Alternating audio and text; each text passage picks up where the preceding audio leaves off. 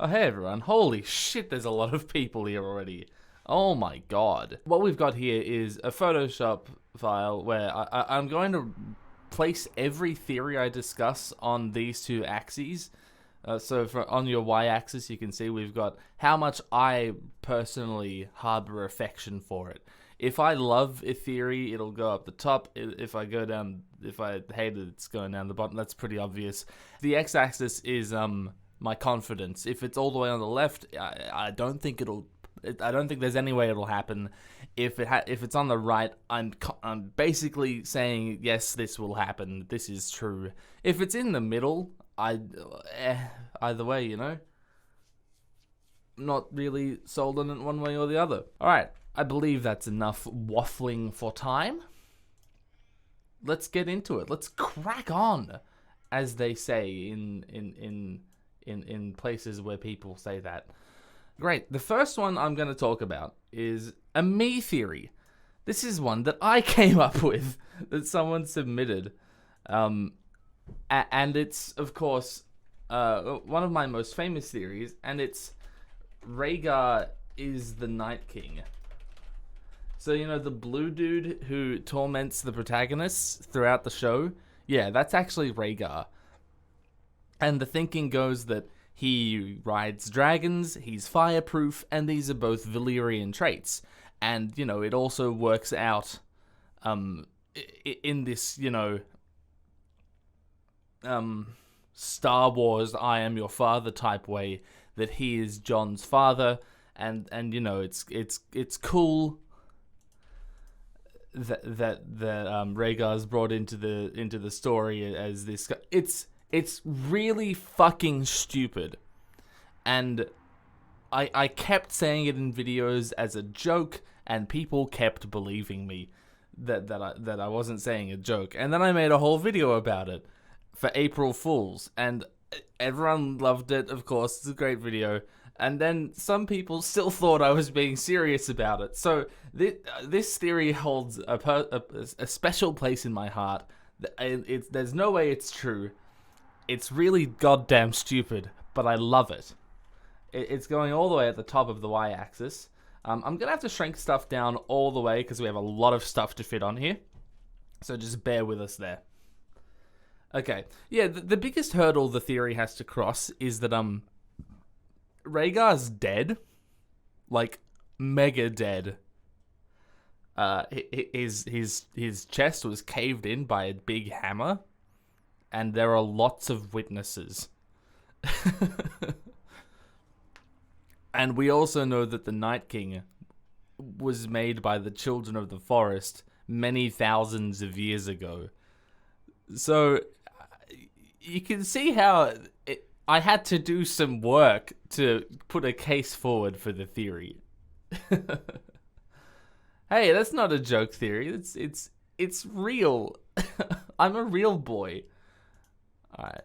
Okay, what next do we have? Here's a more legitimate theory that I also hate. We've got Bran is the Night King. Okay. This is one that people actually take seriously, for some reason. No, I shouldn't dismiss it like that. It actually holds some water. So, the idea is, I'm actually going to put it over here. It has a lot of backing to it. It made a lot of sense before the end of the show happened, but I hate it. So the idea is that there's actually a lot of different ideas that gets this theory across, and that's that. Gods, I was wrong then. That's that Bran is a lot of people that through time travel and mind control. And, you know, walking into people's bodies and living out their lives. He is actually a lot of people throughout history. So some theories have him as Bran the Builder, Bran the Broken, Bran the Break. You know, all of these different brands throughout history are actually the Bran that we know. And I hate that theory as well. Well, that might come up later. But this one is just that Bran is the Night King. And I think it developed as kind of a cope, to be honest, during Season 8. Yeah, you've been Mandela effect. I'm just going to leave it here. I don't know if it requires much more elaboration.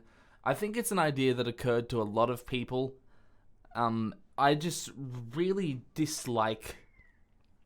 why do I hate it so much? That's what this stream is all about. Me figuring out why I have the prejudices I have. Bran the Brandon. I think... I was going to say, I'll come back to that, but if I say that for every theory, the stream will never end. I'm really going to have to hide chat. You guys are super distracting. And everything you say is just nonsense. Okay. Why do I think Bran can't be the Night King? Am I just racist against White Walkers?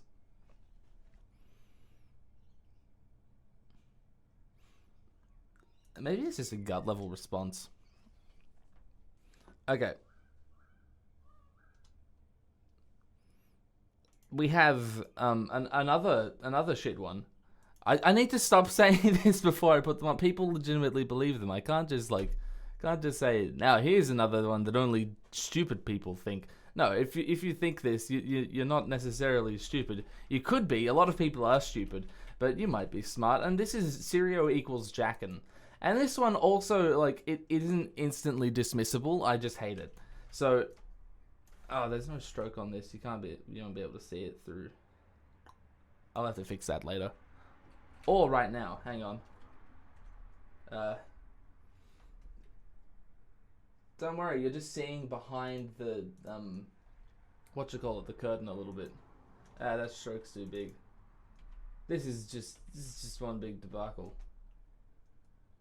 I hate it. Oh well. You'll deal with it. Okay, so we have Syrio equals Jaqen. The idea that Syrio escaped from the battle with Meereen Trant, and snuck away to become Jaqen Hagar in the cage that Arya walks past when she escapes King's Landing. Well, when Yoren is, you know, that he becomes, you know who Jaqen Hagar is. You know this theory, Syrio equals Jaqen. And people think this in the books as well, and I'll let you know my thoughts on that some other time. But in Game of Thrones, I think it holds more water because of the whole God of Death thing.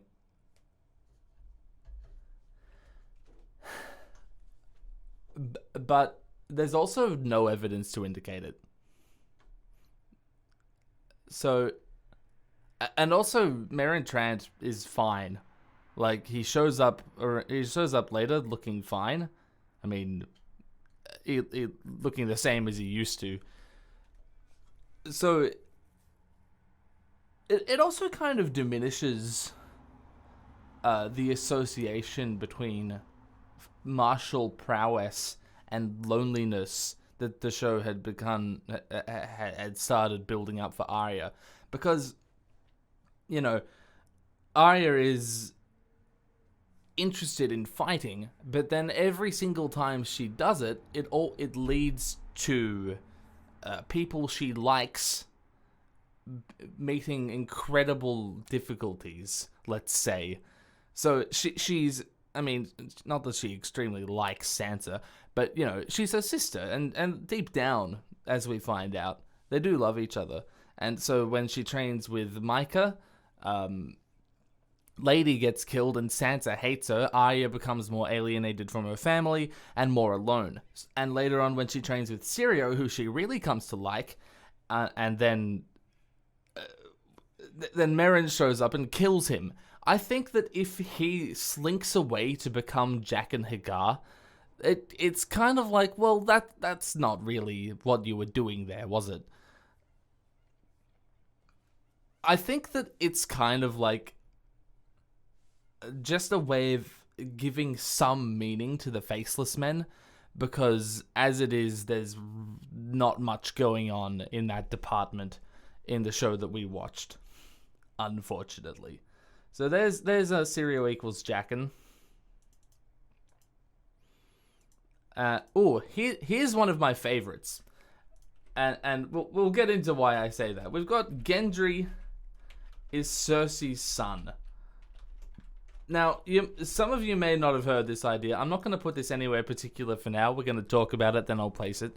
Some of you may just be hearing this for the first time. And yes, this is a real theory. Some people do think this.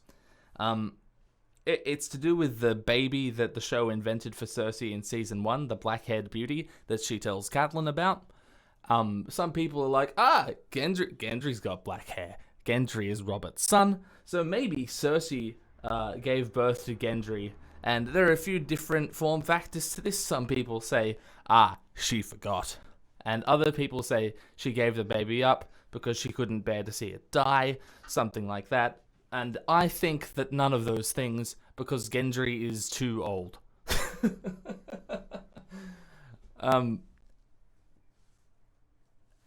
Actually, they say in The Wolf and the Lion that this is Cersei and Robert because they have a discussion about the baby as well, which I think is a point against the theory, because Cersei says to Robert that she still... I think that the context is she kind of loved him even when they lost this baby. So I don't see... People think, she was lying to Catelyn to make her... to endear herself to her. But that doesn't really go anywhere because they never really interact again. But then she goes ahead and says the same thing to Robert. So why would she lie to Robert about a pretend baby that she made up for them to have had? No. So I think it's pretty stupid. I'm sorry to say. And I think that the other thing is that Gendry is supposed to represent like peak Baratheon performance. You know, just look at him. Look at his hammer. He's jacked. And he's the uniting of the houses of Baratheon and Stark that Ned and Robert wanted. You know, that's the idea there. And I think that giving him Lannister parentage is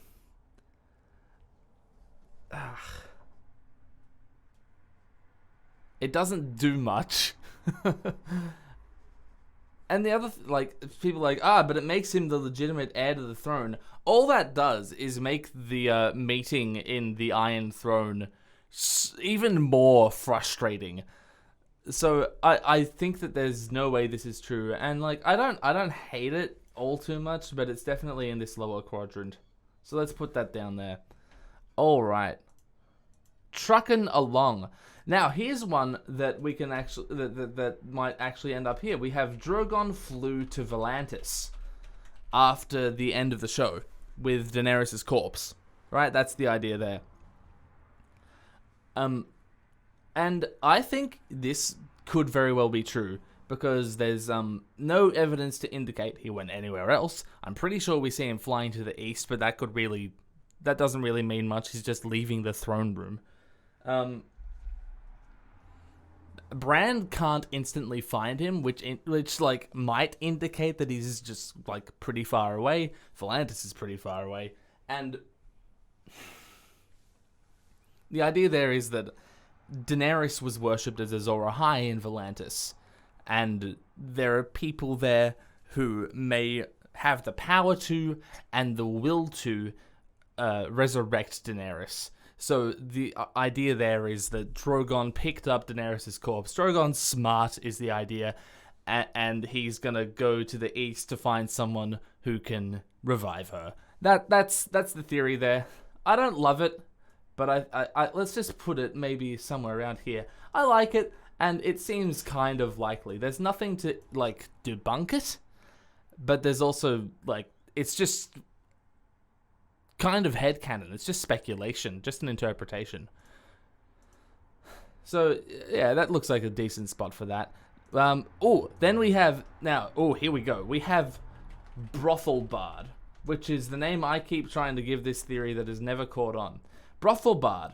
This is an explanation for what the fuck Podrick did in that brothel, and I think it's a really good explanation. And I think it's probably the best part of Season 8, actually. That they introduced this idea that Podrick is a really good singer. Go back and listen to Daniel Portman singing Jenny's song in A Night of the Seven Kingdoms. He's so good. And then in The Last of the Starks, he drinks when they're playing the drinking game, and Tyrion says, "You're a virgin." So those two facts combined lead me to think that Podrick did not have sex with those ladies, and instead he sang for them so well that they kind of simped for him and gave him his money back. So I think that I completely biased here. I think that this is true, and I love it. Mainly because I've got those two pieces of supporting evidence, no pieces of evidence against it, and I just really like it in my brain. So there you go.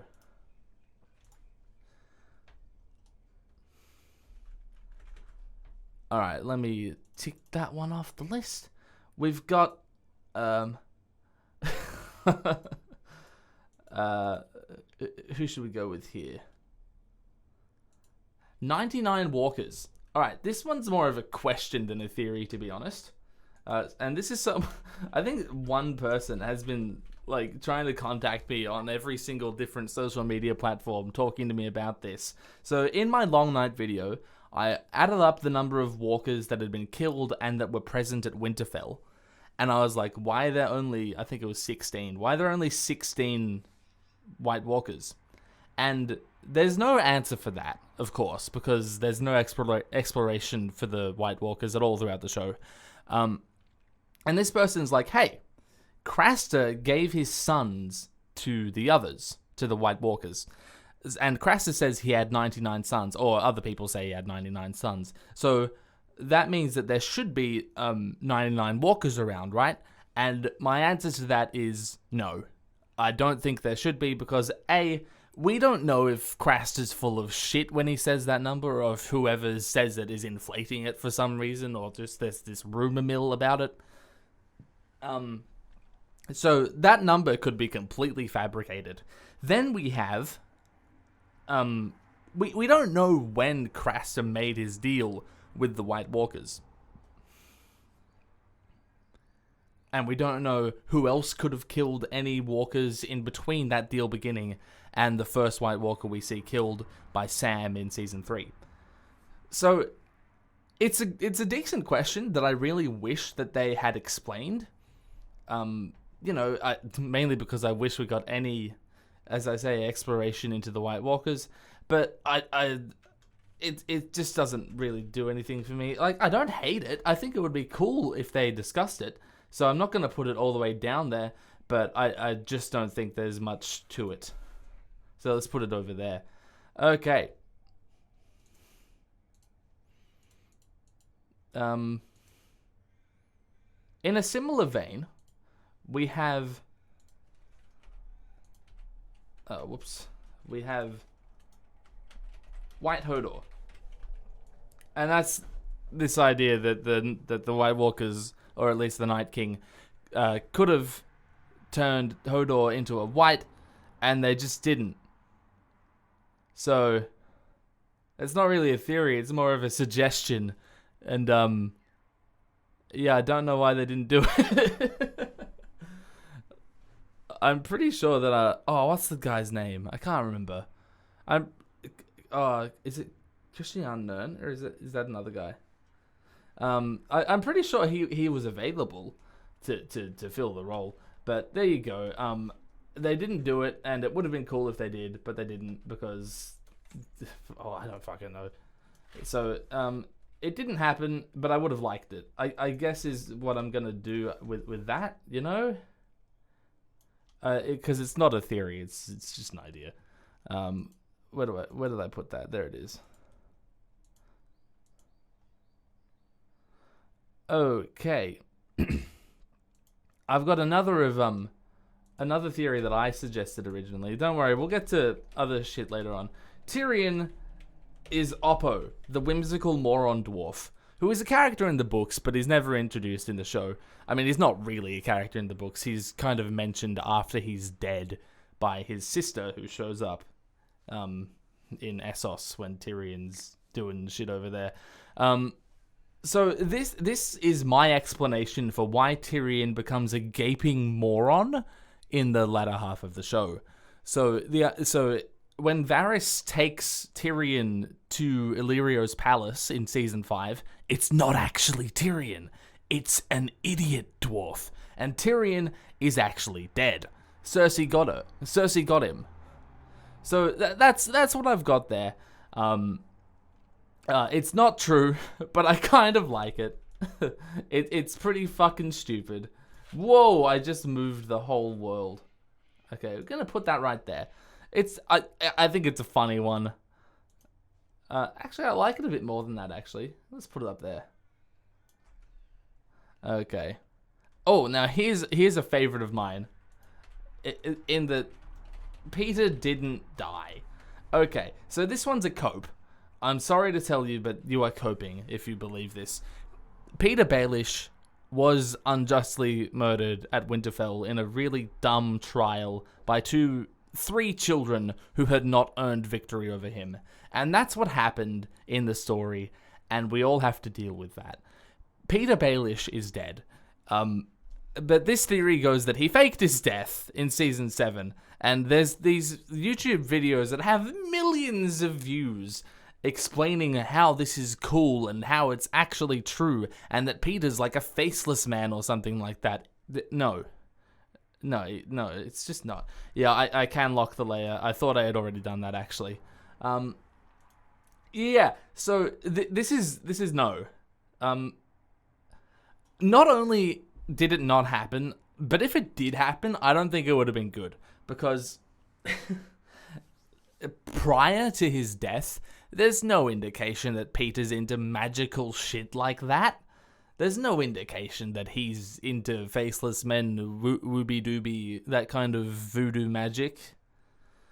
So I hate this, and it didn't happen.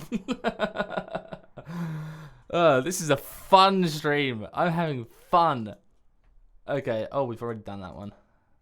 So, because a lot of people submitted the same theory, I have to go through and, deal with that. We've got, oh wow, someone had the same one just there. Okay. Oh, now here's one. Here's one. I mean, they're all one, but, Petyr recognized Arya.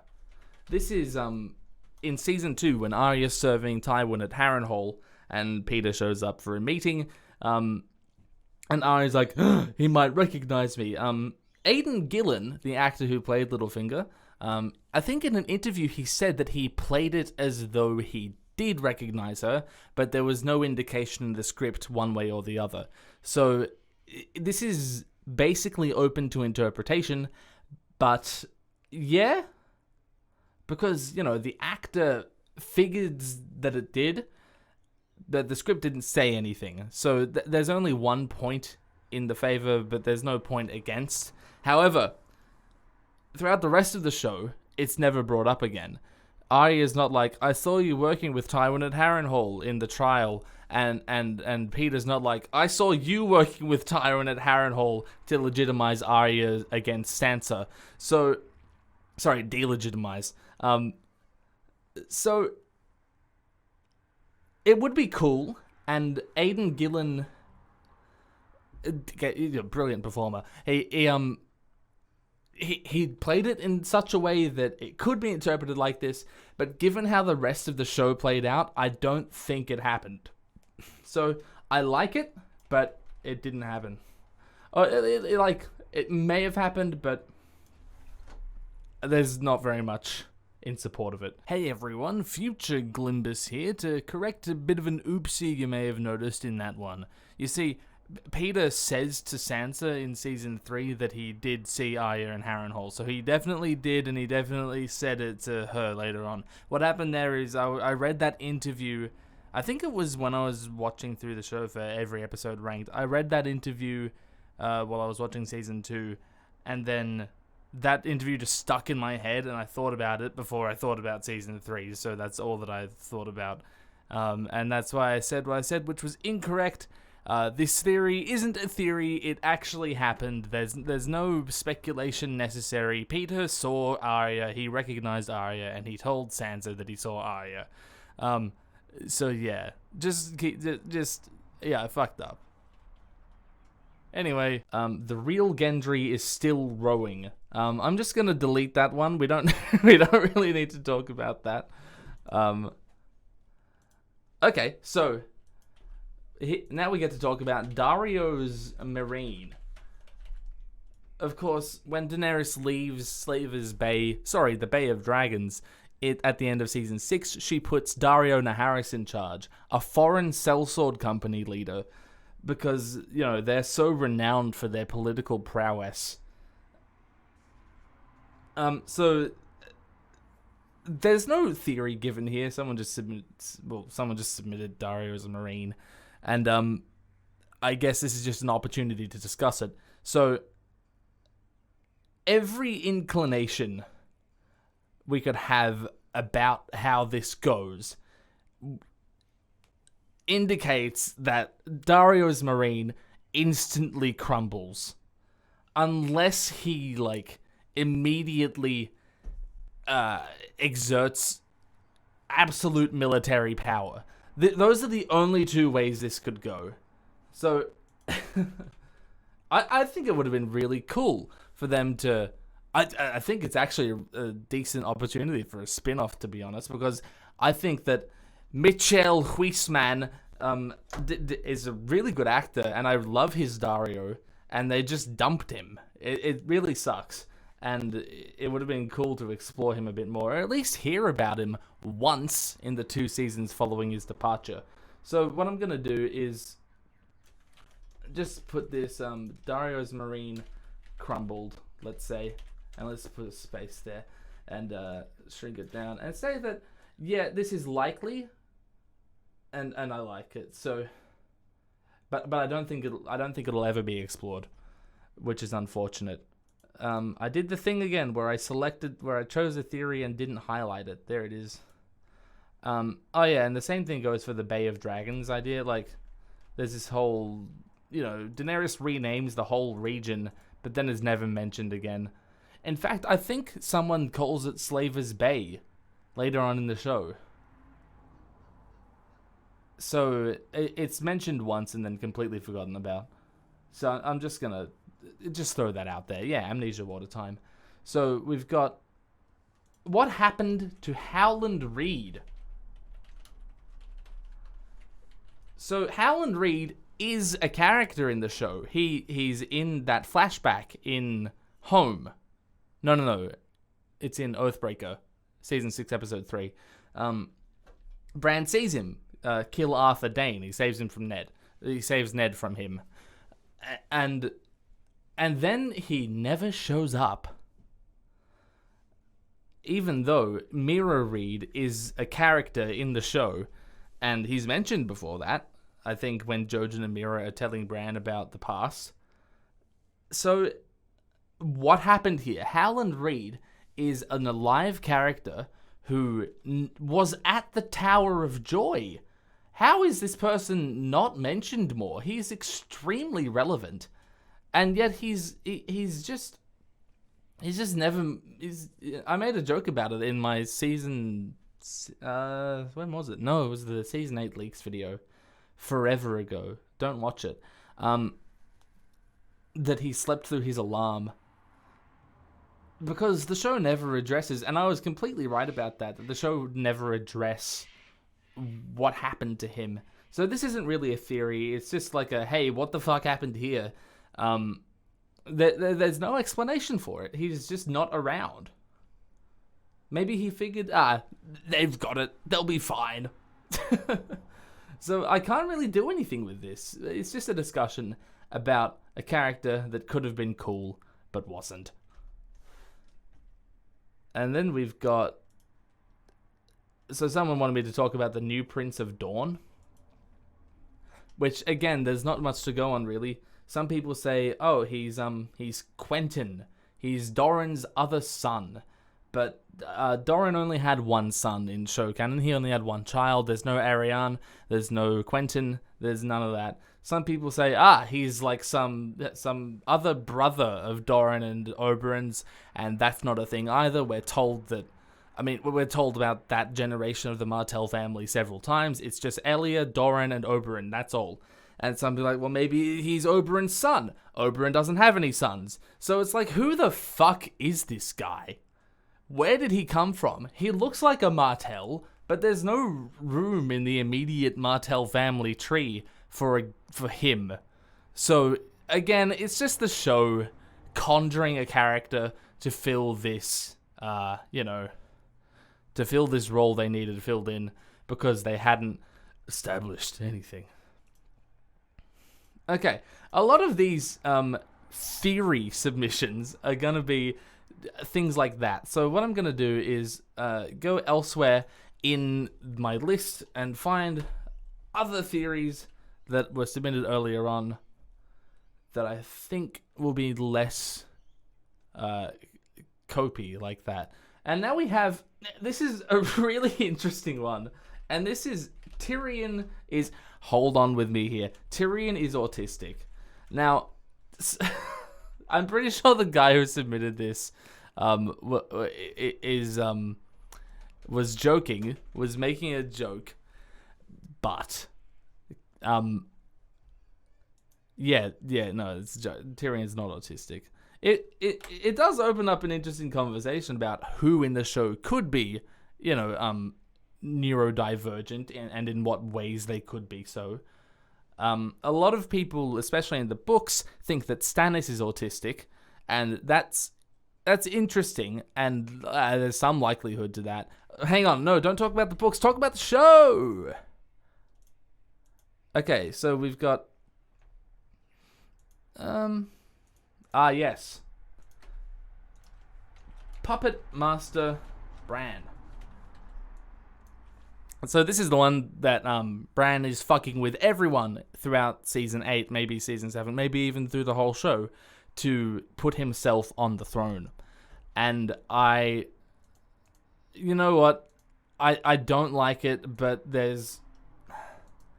See, it's a thing they could have gone with. They could have done this if they really wanted to, or even if they just kind of wanted to.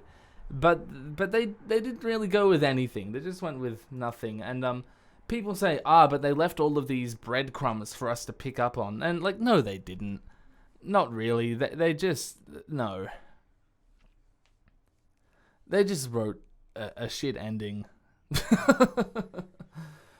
So this idea is that Bran was manipulating Daenerys, Jon, Tyrion.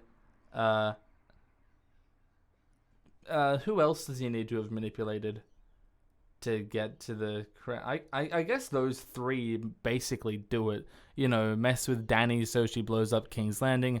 Mess with Jon so he kills her. There's actually no real good reason. Like, Jon goes into the meeting with Daenerys. I talked about it in my Iron Throne meeting, video, that his rationale for killing Daenerys kind of comes from nowhere.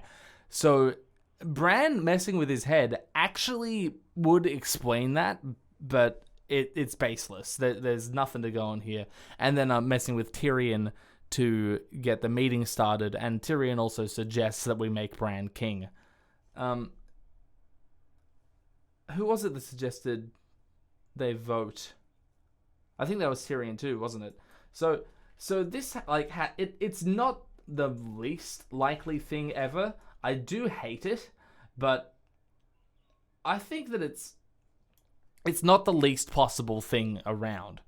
I just really dislike it. Poop it.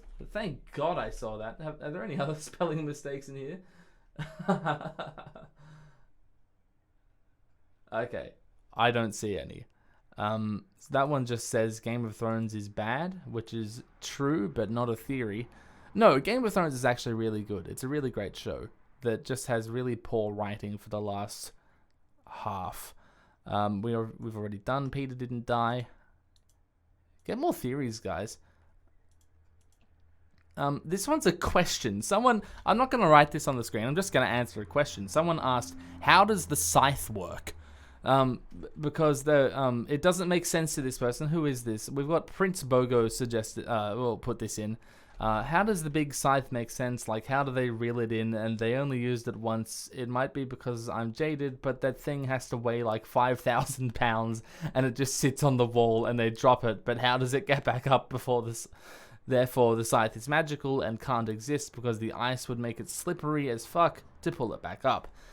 So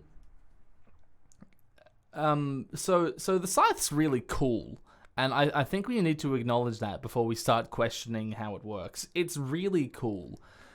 Okay, but first of all, here's another one. This is actually a theory. That the chains came from the scythe.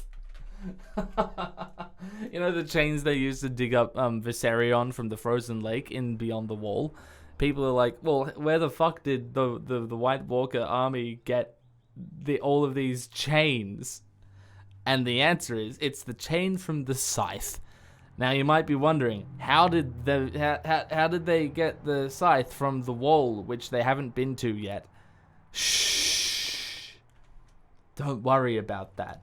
So this is nonsense, but I don't hate it. It's like it bothers me, but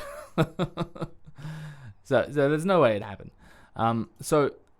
But to answer that question, how does the big scythe work?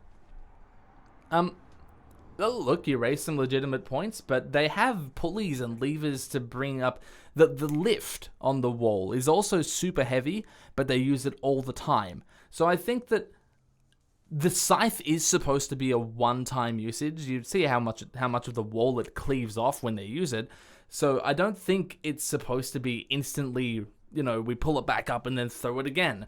I don't think that's the point. It's we drop it once for a big hit, and then, you know, I guess we pull it up tomorrow by using 50 guys. You know, I think that's the idea. We've already done Bran is the Night King. There's the chains came from the from the wall. Yes, cool. Someone actually did submit that. Then we have Ned would have told Jon his parentage. So Ned would have.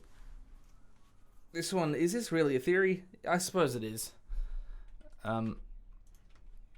Ned would have told Jon R+L. I'll just say that. Actually, how about Ned would have revealed and then we write the equation. So, some good old parentage algebra. So, Ned would have revealed R+L equals J. So, the idea is that when Ned said, when they depart in King's Road, he says to Jon, we'll talk about your mother the next time I see you.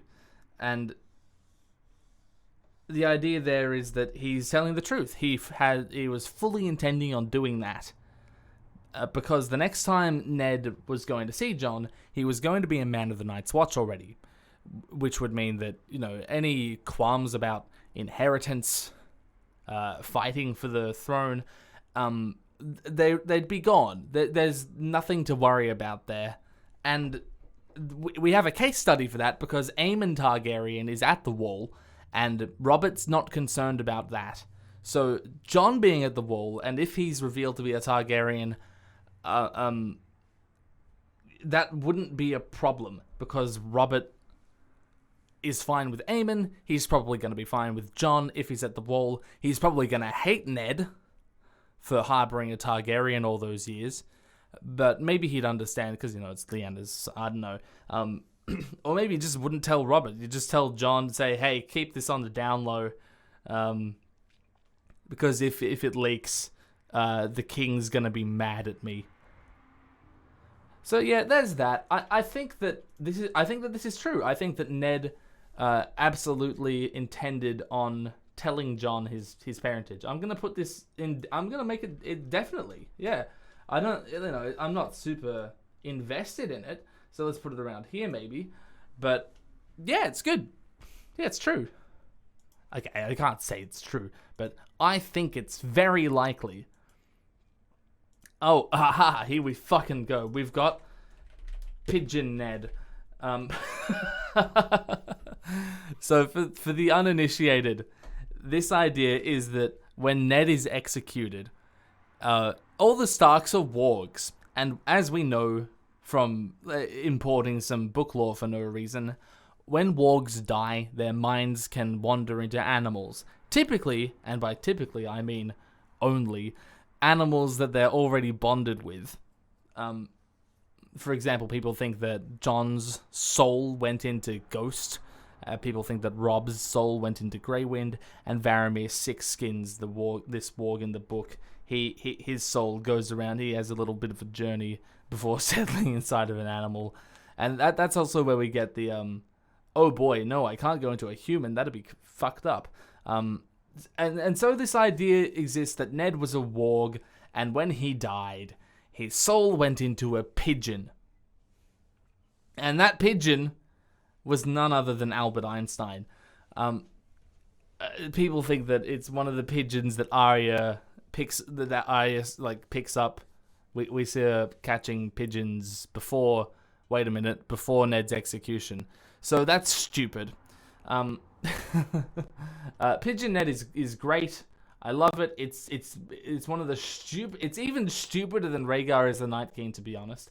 I love it, and there's absolutely no way it happened. So let's just put it up here with the things that actually I don't love Wight Hodor that much. Okay, there we go.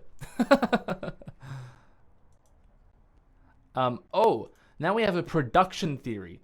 So this one is season 8, episode 7. That there's a secret hidden episode to Game of Thrones that secretly makes the ending not shit. And no, come on, man. I get it. Copium is in short supply. We have to make up our own, but dude, no way, and I hate it because no. And some people actually submitted me their summary of a season 8 episode 7 script. I read them. I don't remember them because it's all just nothing, honestly. I'm sorry to tell you. Your headcanon isn't going to make me think that the show isn't awful. Well, that the ending isn't awful. The show's great.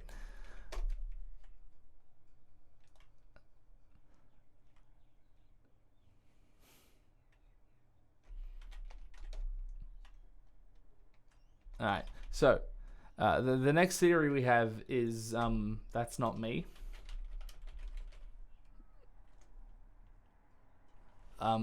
Parentheses, that's not you. And the theory here goes that this isn't actually me, and it's also not you. And I think that's true, and I love it. And then I'm going to delete it because this is me, actually. So this one's great. I love what happened here. Someone submitted this was a while back, over a month ago. Someone submitted, Glidus will make videos, and they put it at 5 in confidence. On the form, there's a scale from 1 to 5 in how confident you are in the theory. And this person was entirely confident that I will make videos, and they were right. So this is true, and I love it. I love making videos, and I did it, and you were right about that. Congratulations. Subscribe. Just gonna delete those now. Okay, so this one, this is an actual one. House of the Undying shows Dany's death. Okay, so this one is that at the end of season 2, when Dany goes into the House of the Undying and has these wacky visions, they are foretelling of her death. And this has been an idea for quite a while, a long time before season 8 came out, that what Daenerys is seeing is not only just her end of the story, but also the end of her life.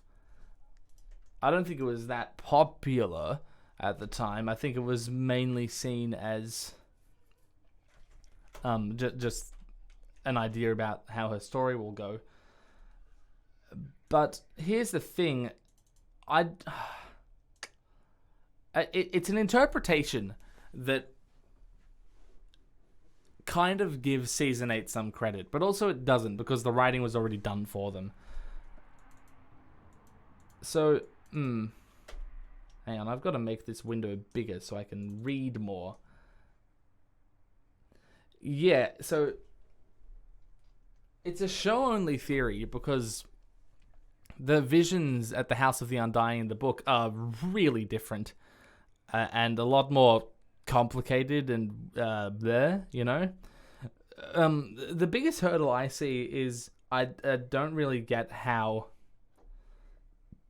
the vision of Drogo and Rhaegar fits in with how she dies. Yeah, so it's not bad. I don't hate it, but I don't think it's true. I'm gonna plonk it around here-ish. It's not tinfoil. It's just like, you know, an interpretation. There you go. Now here's a theory for you. We've got Bran messed with Aerys.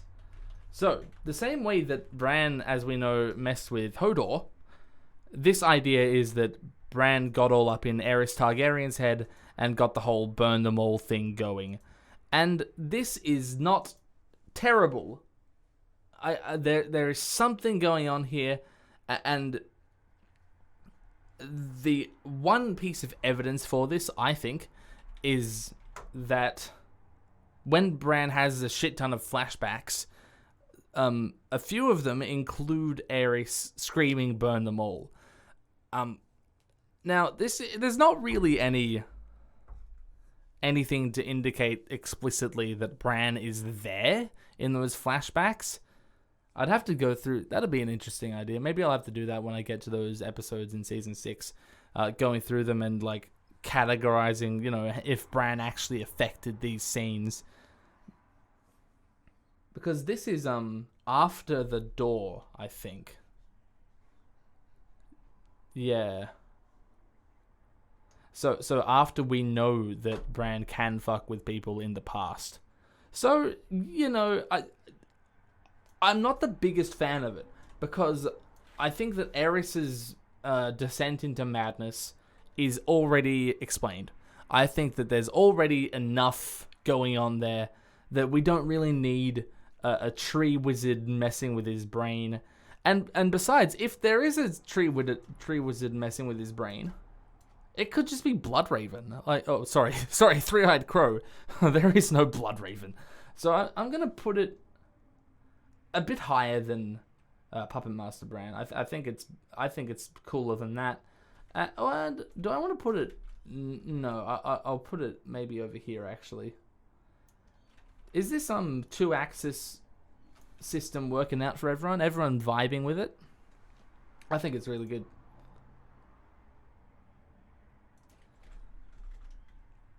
Okay, we've got gas leak. So, this is a joke. This one's not. This is a shit theory. Like, someone just put this in. And the explanation for this is that the hot springs under Winterfell released a noxious gas that made the planning during the Long Night episode so bad. So, that the characters were literally hallucinating, or you know, under the influence of a fucking gas leak, and that's why the Long Night specifically was so silly, and you know, this is dumb, and the only reason I bring it up is because it's a reference to Community season 4, the 4th season of Community, as you might gather, which a lot of people, you know, in the show, it's attributed to a gas leak, which is a funny joke they do. And then it's like taken on this idea in the wider community of Community and pop culture in general, that, oh, season 4 of Community is really bad, and it's because of the gas leak. And it's like, I honestly, like, I love Community. It's a great show. And season 4, I think, is its worst season, but it's not that bad. It's honestly, I don't think it's terrible. So I just wanted to bring that up so I could tell you all that Community season 4, it's not as good as the rest of the show, but it's fine. I like it's better than most sitcoms. So this one is a theory about the world of Game of Thrones, that the Night King was Winter. And the thinking behind this is that once the Night King is slain, and not so long after that, Jon goes beyond the wall, and there's grass sprouting, out of the ground. And the thinking there is that, it's spring now, which would make this winter extremely short, and it coincides not too poorly with the Night King being slain. So, Night King being winter means that the world's biological systems are now completely ruined, because winter, it turns out, is pretty important to all of these things that have developed in a world that has winter. The other thing is that when they go to King's Landing, in literally the episode after the Night King is slain, it doesn't look too wintry, even though in season 7, episode 7, it's snowing in King's Landing. We never see that again. As soon as we get to season 8, it's sunny old Dubrovnik again. So, it's a fun little theory. I don't think the showrunners would have considered it. I kind of like it, but it didn't happen.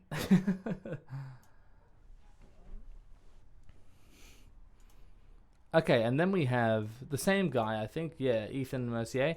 He submitted that Robert New burned them all. Like, he knew that Aerys was all about that. He knew that Aerys was calling for these things. And I don't really know if we can call this a theory, because it's true. We saw Jaime tell Robert that this happened.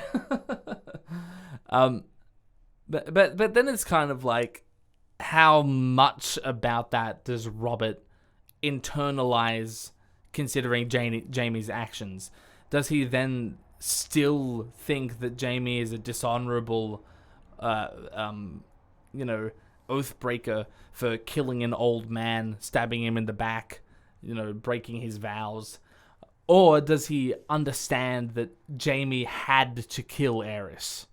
So I think that's what's going on here. And given the way that Robert reacts and continues to talk about Jaime afterwards, I don't think that he really does internalize that. Or if he does, he doesn't really care, because Robert is a warrior. Robert thinks that... Oh, what am I trying to say here? It's an interesting one, I think.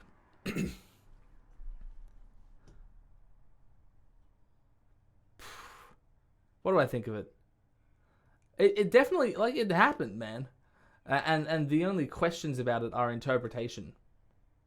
So, it happened. Yeah, it's not that important to me. I'll put it there. It's no Brothel-Bard, I'll give it that. This thing that actually happened, yeah, it's nothing compared to my headcanon. Oh, here we go. We have Drogo is a horse, baby. This is another Glidus theory. Or at least, I'm sure other people have thought of it. As I've been told by the comments many times over. I already thought of that. Like, great, man, make a video. So, if you haven't seen my series, which most of you haven't, what are you doing? Get on that. Drogo is a horse. This is my blood magic theory. It's book based, but I guess it kind of holds theory in Game of Thrones as well. Not really as much, because blood magic is a lot less defined, even considering how ill-defined it already is in the books. Drogo being a horse. Let me see how it translates to Game of Thrones. I think it's still possible, because when we look at Drogo in Fire and Blood, when Daenerys confronts Meereen out on that plateau, he seems the kind of way you would expect a horse soul to operate in a human body. And, you know, he's still alive, whereas Drogo was certainly going to die. And then they killed the horse, and then when they left, Drogo was alive. So, in summation, my theory is that Meereen took Drogo's soul and in his body put the horse soul. That was the point of the horse. And Meereen used these souls to birth the dragons, is my thinking. But the motivation falls apart in Game of Thrones because I don't think Meereen wanted to birth the dragons in Game of Thrones. Listen to what she says. There's no way she wants that. Whereas in A Song of Ice and Fire, there's a lot more to support that that's actually what she wanted to do. So, in Game of Thrones, I like Drogo as a horse, but I am actually not in support of it. I in all conscience, cannot... I'm going to put it a little higher than that. I like it more than Night King being winter. This is difficult. There's not enough room on the love scale. Alright, here we go. We have... Here's another production theory. Now, this one pertains to two actual people and their feelings towards one another.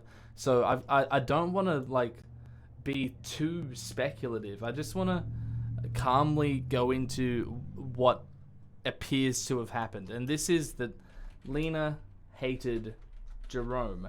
I don't know these people. All I know is what the press has reported. So, as I've alluded to several times, as I'm sure many of you know, Cersei Lannister and Bronn only appear in one scene throughout the entire show. It's the scene in Season 3, Episode 1, and they do not look at each other. And then every other time where the two characters could plausibly be together, which is a lot. They spend a lot of the show in the same location, right? They never appear together.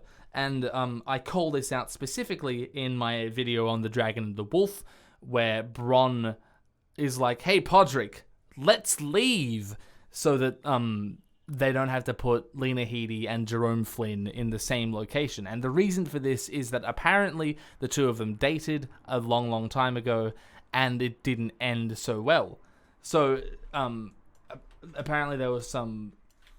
At least it's been reported, I'm not sure if it's true, that Lena had this clause in her contract about not having to film with Jerome Flynn, and that's kind of weird because there is the one scene where they did do that. I don't know what's going on there.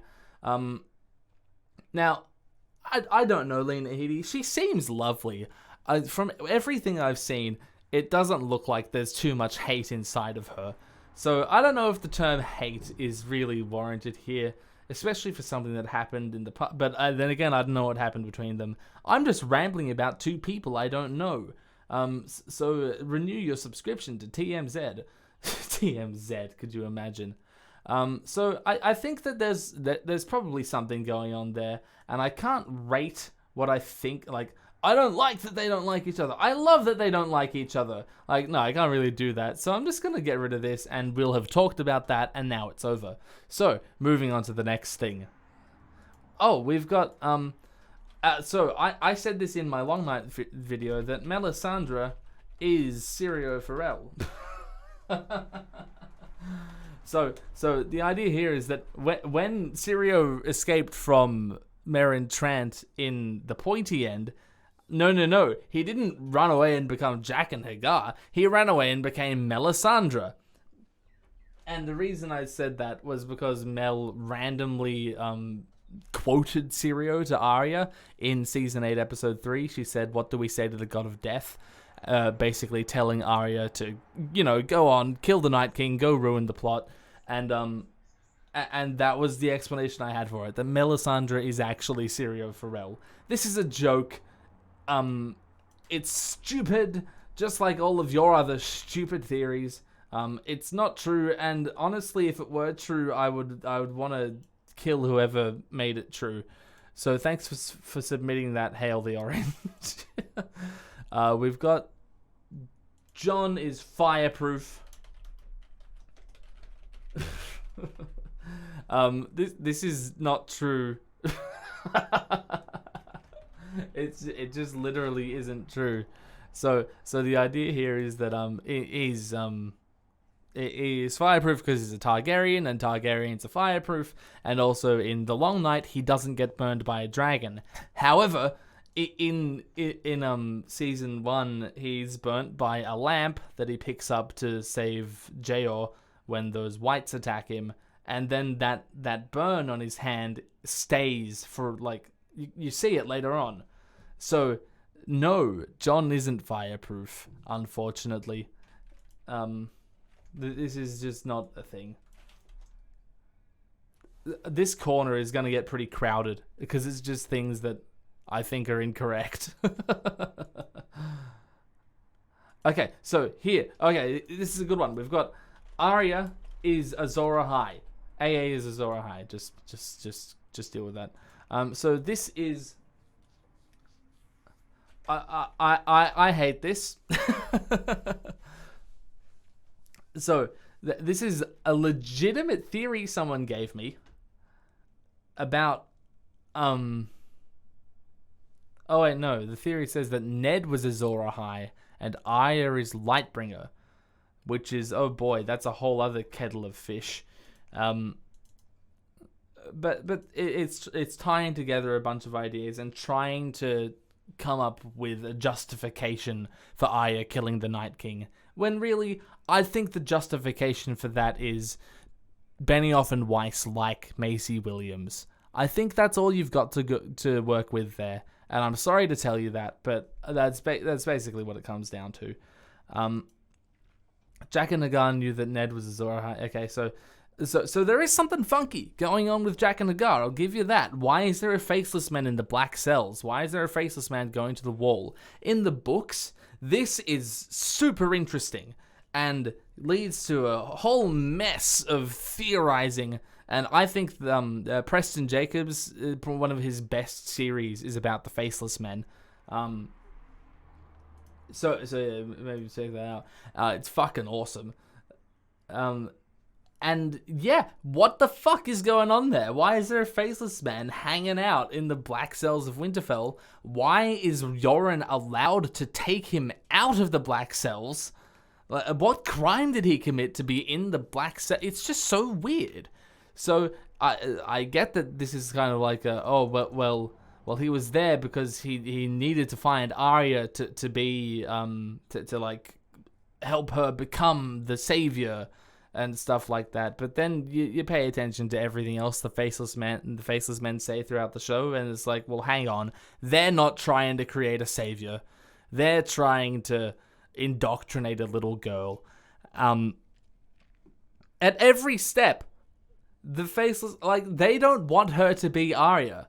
When they kick her out, Jaqen tries to bring her back in. When she leaves, I mean, she has to kill the waif firstly. So maybe say, oh, that's a test for the Night King. Which is like, what? How is random woman a test for blue Satan? Then Jaqen's like, okay, I'm gonna let you go now.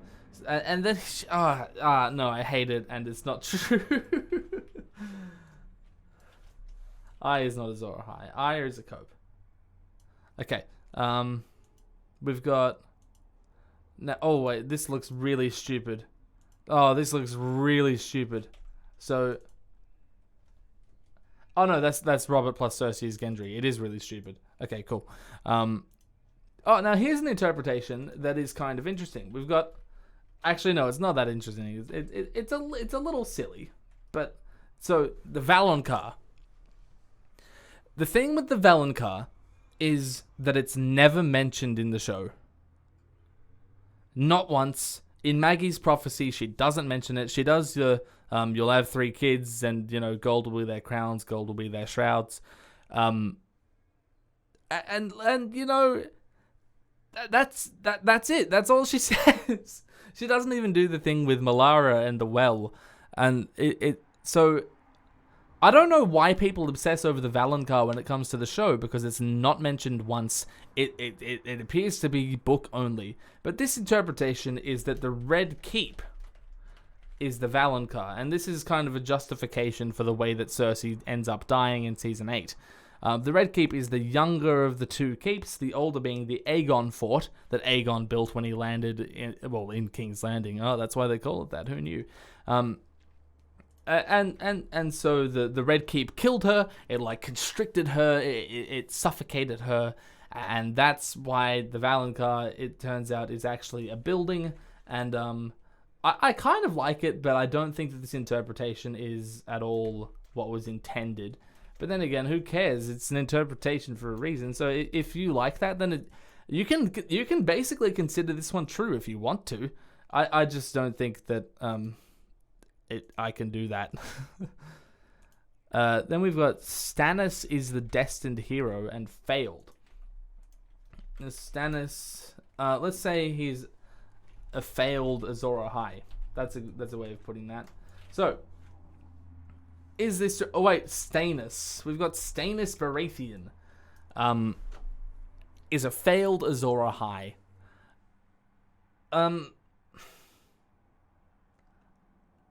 Alright. In the show, I don't think there is an Azor Ahai. I don't think that it's a thing. I think that...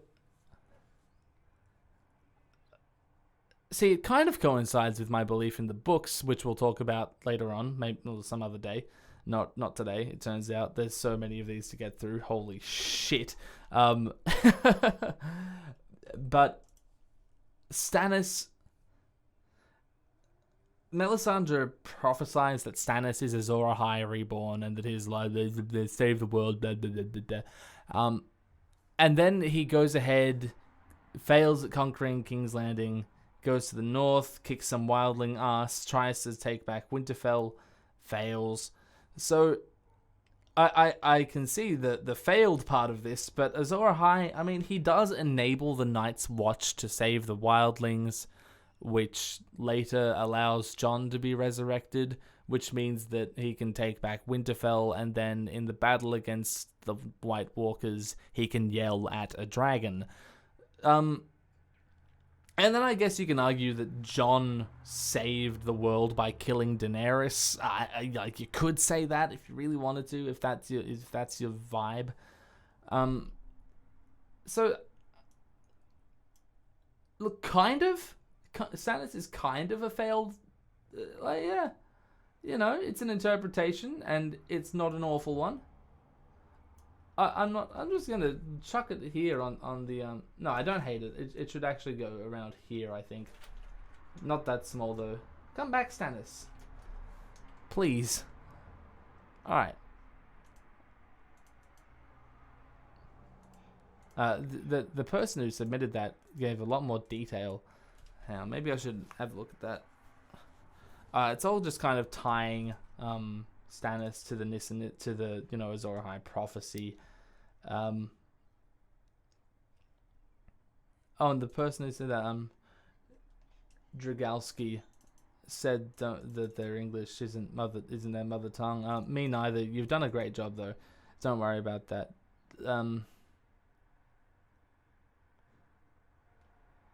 Yeah. So the idea is that Stannis was supposed to be Azor Ahai, but abandoned the path by, killing his brother with a shadow. Selyse killed herself instead of, the Nissa thing where Azor Ahai kills her. So, yeah. It might be a bit of a cope, actually, to justify Stannis's dishonorable discharge in season 5. So we've got some more production theories coming up. We've got Dave and Dan ruined Game of Thrones on purpose. This is an interesting one, isn't it? So this person said they ruined it on purpose as a fuck you to all the criticisms in a classic narcissist twist on the captain going down with the ship. If I can't have it, no one can, and I'll burn it to the ground for all I care. So this is, they ruined it out of spite. To all those nasty internet critics who just couldn't accept that the show has become worse. And no, I don't think this is true. I don't think they ruined the show on purpose out of spite. And the reason for that is public perception of the show was still really high, was still really good going into season 8.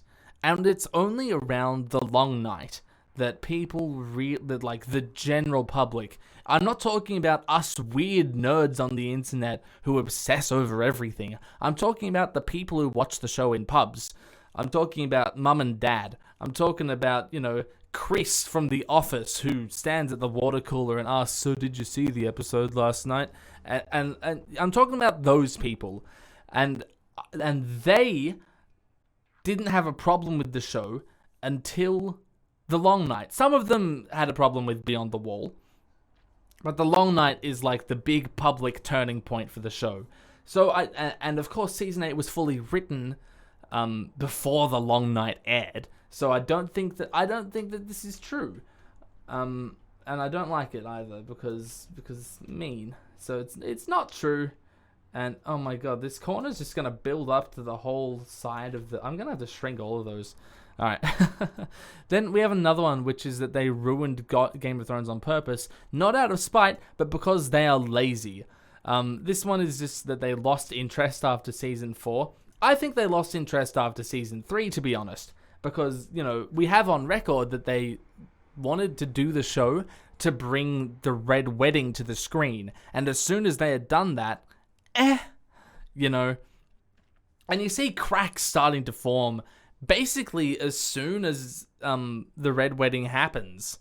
So I think that is a lot more plausible, but I don't think they did it on purpose. I'm just going to say Dave and Dan lost interest around season 4, you know? Hang on, let me do it like that. Okay, and I'll put this at, you know, I like the idea, and it seems kind of likely. Okay, oh, now this is a good theory, and I say that not because it's true, but because, well, I kind of have to keep up appearances. This one is that, I am David Benioff. And you have to discount this one immediately because of how much I hesitated in how to spell Benioff. And is that right? Is it 1 N 2 Fs? I can never remember. Anyway, shut up. Don't think about that. We've got Bran is behind everything again. We've already done that. Oh, this is a good one. Everyone poisoned Joffrey. So there's still a bit of confusion around what happened at the Purple Wedding. The stated canon is that Petyr teamed up with the Queen of Thorns to poison Joffrey to make him dead and kill him so that he would no longer be alive. But actually, there's a lot more people involved in that. Oberyn poisoned Joffrey. Tywin poisoned Joffrey. Pycelle, Sansa, Cersei, Tommen, even Joffrey poisoned Joffrey. And there's a Reddit thread that explains all of this. Do forgive me, I'm gonna have to navigate to Reddit briefly. So all of them have good motives for poisoning Joffrey, including well Sansa, obviously her motives are clear, and she fell asleep during the wedding. And oh, hang on, this is all book shit. She doesn't fall asleep in the wedding in the show. What are you talking about? Yeah, no, this is really this is dumb. So that's going. Okay, so we've got Drogon understood the throne when he burnt it. Capital T, because, you know, proper noun. It's a proper noun, isn't it? Just check the chat for the first time in a while. There are 931 people watching. That's hello, everybody. So, Drogon understood the throne. This is that, that idea that a lot of people had a go, including me, had a go at the series finale when Drogon, instead of killing Jon Snow, who just murdered his mother, he burns an inanimate object that he's never seen before, because the implication being that he understands its symbolism, that greed for the Iron Throne is what actually killed Daenerys, and not, the knife that Jon Snow put inside of her. So, yeah, no. It's a cope, but let's go through it anyway. So it's Tyrion tells us in season 6 that dragons are smart. I think he says that. I just watched this episode. I should know. He says that they're actually maybe smarter than humans, and then we have examples of many outbursts of vengeance for lost loved ones throughout the show. So, I don't know. I still think it's stupid because regardless of how smart dragons are, even the smartest person, when unfamiliar with a system of symbols, is not going to be able to immediately interpret what the Iron Throne means. I think that is silly. If the show had previously established that souls can go into bonded animals upon death, then Daenerys' mind burning the Iron Throne through Drogon's body would have been a bit more sensible. But as it is, that doesn't exist, and I think that this is not true. I think that I think it's more likely that he missed. So I think I don't really like. I wish it were true. I wish that they had done the legwork to make this possible, but they hadn't. So I'm gonna put it a bit higher up, but I don't think it's possible. Okay. Moving on. Moving right along then. Aha! We've got a good one. That was a good one too. We've got Qyburn made the jetpacks. So this is obviously really important. The show never actually goes into who made the jetpacks or where they came from. They just kind of show up around season 5, and there's no explanation for it. It's a big mystery, but no one talks about it. There's no Talking Thrones video about where the jetpacks came from. So I have to do the legwork.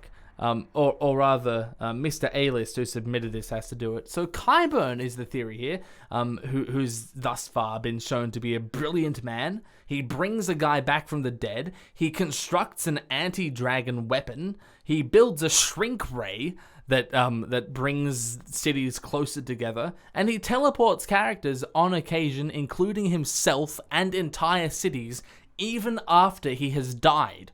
So the idea is that Qyburn is so smart that he probably has some idea of how to reforge Valyrian steel and how to create jetpacks.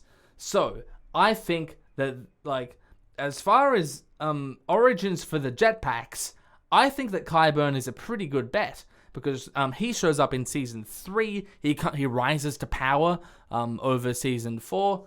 In season 5, he becomes, quite a big deal as Cersei's main go-to confidant. Hey, help me out with this kind of guy.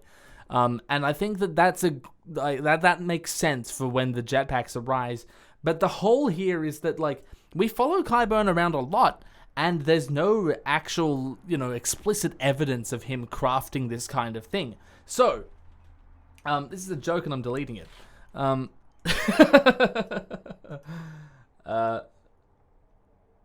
This is another cope about how there's going to be 2 more seasons of the show.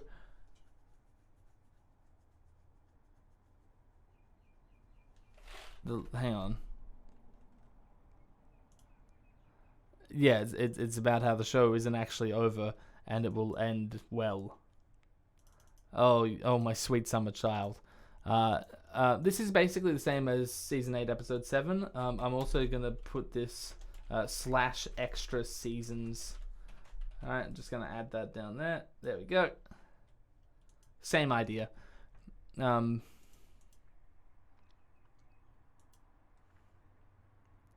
This is. Huh, I didn't see that was a Game of Thrones one. Okay, so someone said, no, this is fucking dumb. I'm not going to put that in the, I'm not putting that in my stream. Some of you people. Okay, we've got Crispy Bill is Arthur Dayne. Now, do I, I'm just not, no, fuck it. So, okay, this is an actual one. We've got the waif is Arya. In a Tyler Durden kind of way. So the waif is like an expression of Arya's inner struggle. And the notion here is that every time the waif does anything, it's when Arya's around. Except for that one time when she goes to Jaqen and is like, hey, I'm going to go hunt Arya. And Jaqen's like, you should go do that. And the interpretation there is that that was actually Arya saying, hey, I'm going to go sort this shit out. And Jaqen, he's either in the know, he's like, yes, the Tyler Durden thing is happening. Or, or he's like, well, this is insane and I don't really want to mess with it. So you go on and just deal with your own shit. And so Arya killed Lady Crane. Arya stabbed herself several times in the chest before diving through a filthy canal. Arya killed herself in a dark room with a candle and then confronted Jaqen and said, I'm leaving now. And Jaqen was like, okay, the Tyler Durden thing is over, I guess. So I think it's obvious that it's not the worst idea. If they had done this, that could have been pretty cool, but they didn't. I don't hate it. I do not hate it. I actually kind of like it, but there's no way. Well, not no way. I think there's very little of a way. Let's put it over here. I've just decided that Bran is the Night King is less likely than that. Okay, so.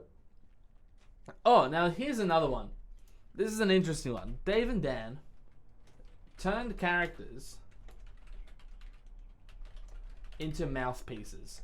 And what I mean by that, what the person who submitted this meant by it, is that as the show went on and there was less source material for the writers to, pull dialogue from, pull arcs from, the showrunners turned these characters into expressions of their own ideas rather than, extensions of the characters that they had already established.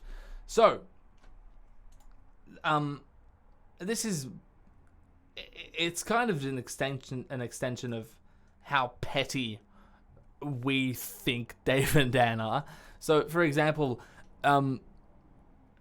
we hear that Ian McElhenney pushed back against Barristan being written out of the show, and that's kind of because Ian McElhenney said a lot of things over the years, including a thing that George R.R. Martin was like, no, that's not true. So, I'm not too sure about what happened there, but they did kill Barristan in a really bad way. They made... So it just seems, they were using characters to just say things that they wanted to. Which, that's kind of what writing is. You use characters to say what you want to. But the difference between this and, say, how a writer like George R.R. Martin would use a character to say the things he wants them to, is that Dave and Dan use them to, like, belittle others, express their own, you know, shit ideas. Oh, God. Yeah, so what this person submitted is a bunch of disconnected ideas about how characters were misused to basically say things that Benioff and Weiss wanted to say directly to the audience. Like, what's a good example they've provided? Yeah, so Tyrion tells Davos that he'll be happier if he doesn't dwell too hard on the point of fighting for the Lord of Light. And Beric says the same kind of thing to Jon in Beyond the Wall. You know, maybe we don't need to understand more of that. So that's basically the writers telling the audience, hey, you should stop being invested in this thing we've gotten you invested in because we don't have an answer. You know? Oh yeah, and then there's an incredible scene that I'm gonna get to soon in the piss take about Richard E. Grant, who plays the playwright and producer in Bravos, the bloody hand that Arya, you know, infiltrates. He says some crazy stuff about, you know, all of you actors have ideas about what your characters should do and what you should say and how I should treat you.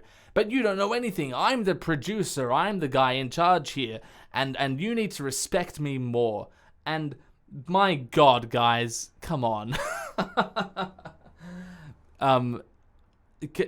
Maybe move it a little bit off the nose. So I think the idea was they were trying to play that as like a joke about self-obsessed directors. But it's really not. It's just them saying that themselves. Okay, so this one's insane. We've got hang on, let me put this one. So I'm like, I think that this is true. I think that this is it's kind of true. Let me put it like here-ish. Okay, so this one's insane. We've got Shae is a faceless man.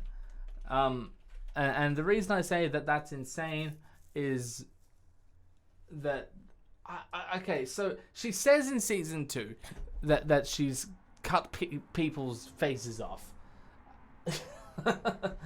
and she's super secretive about her past, and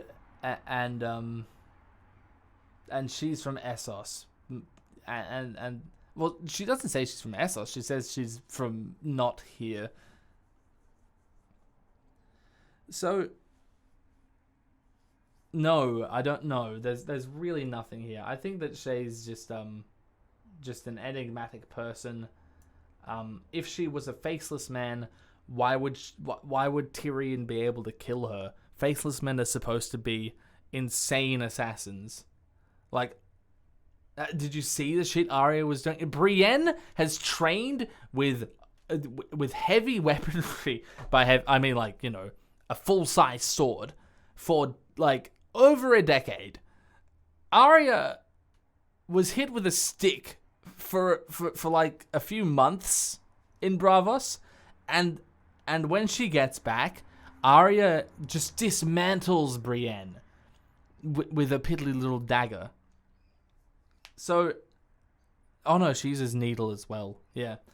So this idea that Shae has the same capabilities as Arya, no fucking way. Tyrion kills her. Tyrion is in the show. He has no combat prowess. He beats a guy's head in with a shield, and that's it. That's what he does. And then he murders an old man on the shitter and an ex-girlfriend in bed. So I think this is silly, and I think there's no way. I'm sorry, I really don't like shitting on the theories of people who have genuinely submitted something. Thank you so much for submitting. I think your idea is dumb. So then there's this idea that Sansa intentionally weakened Jon. And this is at the Battle of the Bastards. So Sansa so we all know that Sansa didn't tell Jon about the Knights of the Vale, and that's really fucking dumb.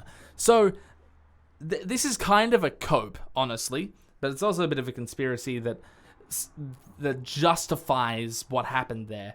And the idea is that Sansa was going to use the Knights of the Vale to win the battle no matter what, but she wanted Jon's, like the forces loyal to Jon, to suffer a lot of losses before she won the battle. And that is what happens. Jon's army of like a few northern houses and wildlings does take a lot of damage, and then Petyr shows up with the knights and saves the day. And so if that was Sansa's plan, it worked out, obviously. Except it didn't really work out because Jon is named king in the north anyway, for some reason, even though Petyr won the battle, Sweet Robin won the battle, Sansa kind of won the battle, Jon lost the battle.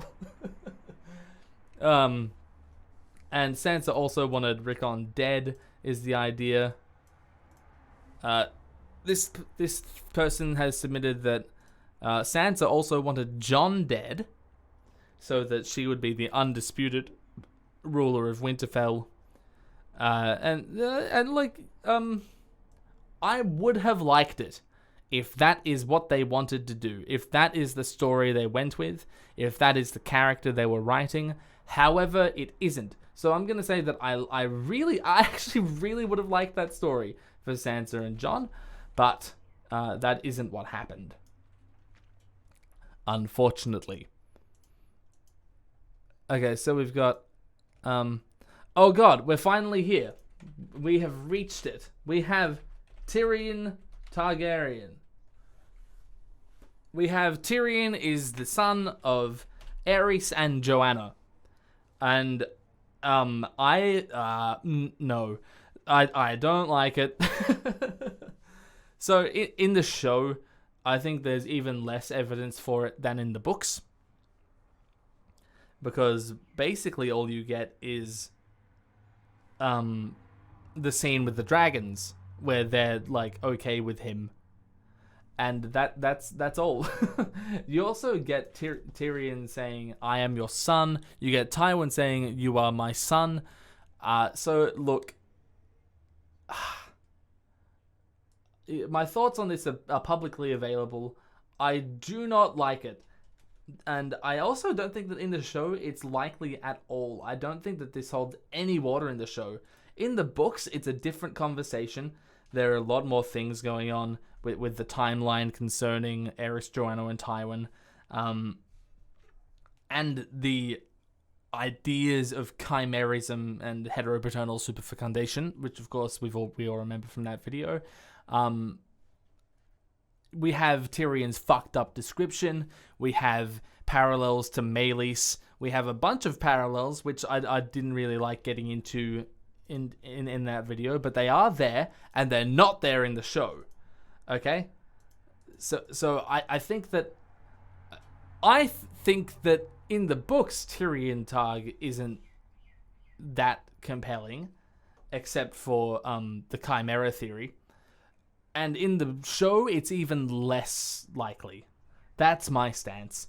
Okay, so we get... this one's interesting. Petyr knows R+L = J. And what? It was my first response when looking at this. But let's see what this guy has to say. He has to say nothing, actually. It seems to be a headcanon. Petyr knew of Jon Snow's true parents, but chose to remain quiet. How the fuck would he know that? What? How? I think that if any of the schemers know about this, it would be Varys, but then we find out that Varys didn't know, so no, he didn't know. Yeah, no, what? I don't see why he would choose to remain quiet about this, especially when he was intentionally sowing chaos in Westeros. I think that revealing that there is a legitimate Targaryen heir in the north that is tied to the Starks, that creates so much chaos that he could have used, but then just chose not to. I don't think this is true, and I think that I don't like it. Sorry. Then we have this is a joke. Someone just said that Ned isn't a pigeon, he's Drogon. Anyway, and I guess that actually works out better in the timeline than the pigeon thing, because Drogon is born after Ned dies. So no, but also we've also got, so this one's interesting. This is a season 6 related one. Marjorie had a plan. And this is that, you know, the rose that she draws on a napkin and gives to her grandma when they meet up in that one scene that, like, briefly indicates that there's actually something going on, but then it turns out there's not. Well, this theory posits that there actually was something going on before there wasn't. And that is that Marjorie had a plan to basically manipulate every other power player out of King's Landing and then just use Tommen as a puppet. As we saw before all of the shit started to go down, Marjorie did hold a lot of sway over Tommen. This is why the whole Sparrow thing started in the first place. Cersei wanted to use the religious extremists to remove Marjorie's sway over Tommen. So that's how that happened, and it interrupted Marjorie's plan to basically usurp the Iron Throne for herself by using Tommen as a puppet. Who we see, Tommen is very pliable, so that makes sense. So her relation with the common folk in King's Landing, it sways public reception of the monarchy from "we hate them all," you know, the riot in season 2, to "oh, we love you." They cheer for Marjorie and Joffrey when they open the doors at the Sept that one time. So yeah, people love Marjorie, and then hang on. So yeah, then her plan changes because Loras gets imprisoned, and she wants to get him out, obviously, because she's his sister and she loves him, and 2, him being guilty of the things he's accused of would really tarnish her name, and that's not good for popularity, obviously. So yeah, it's kind of a cope, but it's a pretty well put together one. I like it, but again, I do not think it happened. I'm gonna put it around here. Yeah, that seems right. Let me shrink it a little more. There we go. Okay. And that's actually the end of the Game of Thrones. Actually, it's not all of them. I think I skipped a few. Oh, no, I got that one. Sorry, just doing some going through. I got through these way quicker than I thought I would. So we have a few more really dumb ones. I'm going to skip that one and go straight to Season 8. Is a battle between Bran and Euron. Hang on, let me yeah, that's better. So this is weird in the show. This is really weird, honestly. Because Euron isn't really paired with Bran ever in the show. In the books, totally. Sure, I can absolutely see things coming down to some supernatural wizardry mindfucky showdown between Euron and Bran. Sure, why not? But in the show, there's absolutely nothing going on here. So this theory posits that Euron is the same dude as he is in the books, with all of that ties to green searing and mind control and the theory that he's a failed Bloodraven apprentice. And so this idea, which I'm sorry to tell you is like really, it's just not true, that one of them wogged Daenerys to make her forget about the Iron Fleet. So, I don't know. Again, it's a cope, but it's a pretty well put together one. So they were all pulling strings alongside Qyburn and his shrinking device to make Jaime forget about the innocents. Yep, that all makes sense. Okay, so... Yep, there's a /S at the end of this, so I'm just going to put it at the top right up with Brothel-Bard. It's just as real as that. Yeah, no. We've got, this one's interesting. And, you know what? Marjorie is bisexual. For those of you not up on the LGBT lingo, bi is short for bisexual. This idea is... it's basically true. So, it's an interpretation, but it's a pretty good one. So we've got Marjorie is she speaks in really sexually liberated terms for a noble woman. In a society where chastity is viewed as really important. I mean, the show kind of drops that later on with making fun of Brienne for being a virgin. I mean, she's an unmarried woman. Why wouldn't she be a virgin? She's a noble woman. Come on, what are you doing?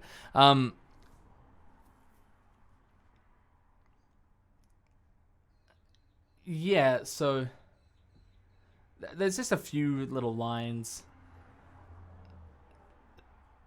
that indicate that Marjorie's into chicks. There's really not that much, honestly. It's just kind of like, maybe. I don't want to really ascribe... I'm not the kind of person to ascribe sexualities to fictional characters. Mainly because if I did that, then like I wouldn't have anything else to do with my time. It'd be all-consuming. I liked the fan fiction of Viserys showing up to Westeros instead of Daenerys, but that's as far as we're taking this. You know what? I think it's kind of around here. Like I have no thoughts one way or the other, but I do think it's kind of likely, given the way that she talks about stuff.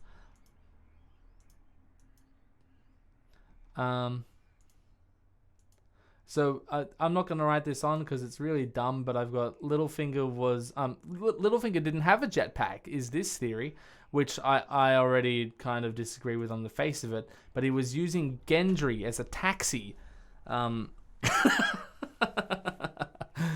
So... And that, it kind of works out because Gendry reappears in the story in Season 7 in King's Landing, and at that point... Littlefinger is in Winterfell, and he doesn't go anywhere else after then. So yeah, it kind of works out, honestly. But I don't see how Petyr would have gotten a hold of Gendry around Season 5 when he started teleporting places. And also, Gendry's renowned for his immense speed. But I'm still not sure if he could get to King's Landing that quickly. The other point in favor of this is that Littlefinger couldn't make it out of Winterfell in Season 7 because his taxi was busy capturing a zombie. So that's maybe. Next up we've got the winners actually lose. This is kind of like a prediction for after the show. But let's talk about what could happen after the show. Like, evaluating the world we're left off with, what happens. So, all of the Stark kids who win actually die horrible deaths. It's pretty obvious that Arya's crew... Arya has never sailed before. And she somehow has a crew that are willing to follow her west to a place no one has ever been. that people don't even people don't think anything exists except for the nutjob Firewinds, a bunch of extreme nutjob Ironborn who no one pays attention to. So they resort to cannibalism, obviously, after being lost at sea and running out of food. Jon freezes to death after moving to the coldest point in the world in the middle of a horrible winter. And Sandra Lannister gets thrown into the sea after she finds no support to fend off all of the rebellions she faces. And I feel like that one is actually the least plausible of them. I think Jon freezing to death and Arya being eaten by her crew are more likely than Sansa being thrown into the sea because she can't deal with some Ironborn invasions. I actually think that Sansa being in charge of the North probably can rally a lot of the North, maybe most of it. Especially if we're supposed to run with this North remembers idea from the books, which isn't really played on in the show. But if we afford them that, then I think that Sansa's rule of the North, I mean, it's silly that she's just allowed to become independent. But then also, hang on a moment. The Iron Islands are no longer independent. The agreement Yara had with Daenerys was, hey, we'll help you, but we're going to be independent after this is all done. And then when they get to the meeting in the season finale, in the series finale, she's like, yep, Bran is my king now. So that's really dumb. That's really fucking dumb. And delegitimizes anything that could happen from the show's ending. Wow, people have submitted so many things while we've been talking. That's incredible. I have just a few more. So the winner's actually losing. I don't think that it's what the showrunners intended, but I think I'm going to put it over around here because I think that it's plausible given the ending of the show, and I like it. I like it a lot. So here we go. We've already done Bran is the puppet master. Now here's one. We've got R'hllor is real. I think that's how you spell it. Now let me just look it up. I don't want to be a dum-dum. Yeah, that is how you spell it. Okay. R'hllor is real. This is interesting because we haven't talked about gods yet. So, kind of, because, I mean, Thoros brings Beric back to life. Melisandre brings Jon back to life. They both are priests of R'hllor, so it follows on that their god is actually real, actually powerful, and is all cool like that.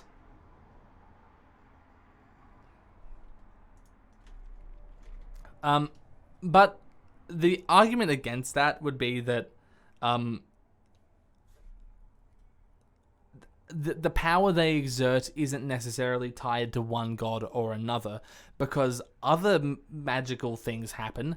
Dany hatches dragons, and there's no one god explicitly tied to that.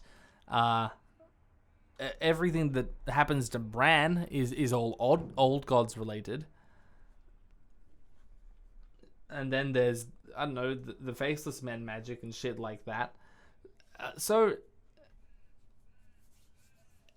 arguments that R'hllor is like the one real god, I don't personally buy them. I don't think that it's, especially what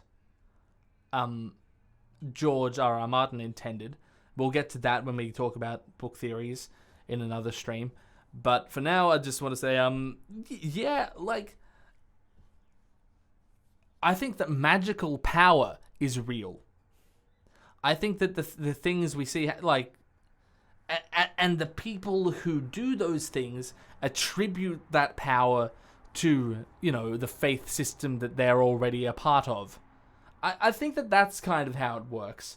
Because the whole R'hllor and the Great Other and all of this stuff, like, it's all kind of hot air at the end of the day. And so I'm kind of in this. Like,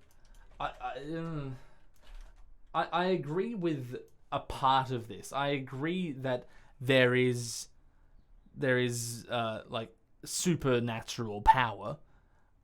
That's kind of obvious. That there's wacky shit going on, but to say that like R'hllor is the one god, and everything that happens is due to no. I don't think that this is. I don't think that that's the case. Maybe I should move it down here. Yeah, to express that relationship I have with that idea. So then we have Sandra Lannister. In season 6, Lyanna Mormont calls Sansa Stark Sandra Lannister, and it's really funny. And so this is a really great theory that posits that Lyanna Mormont is a dumb kid who actually thinks that that's her name.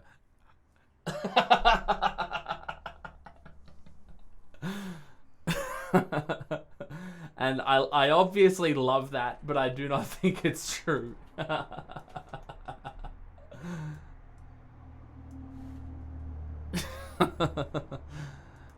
Then we have the Lord of Storm's End. So, much like the Prince of Dorne, there's nothing to go on here. Lord of Storm's End. Who the fuck is the Lord of Storm's End?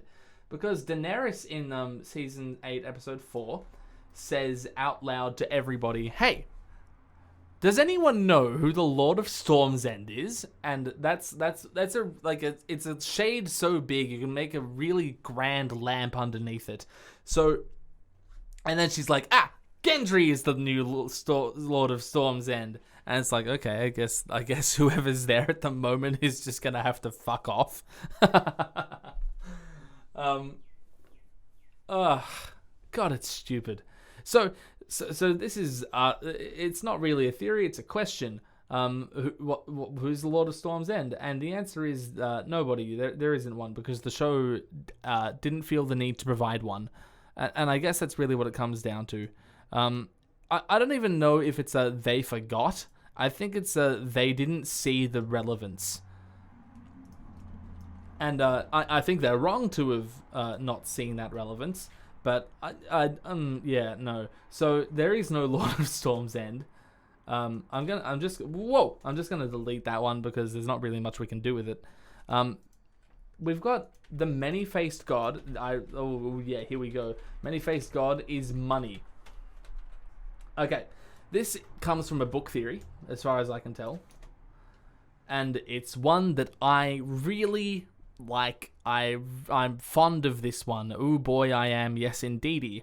So, what's going on here is it's an interpretation, and I think that it can coincide with a few other interpretations of what the many-faced god means, because I think the many-faced god is what it says on the tin. It's like it's an amalgamation of many other faiths.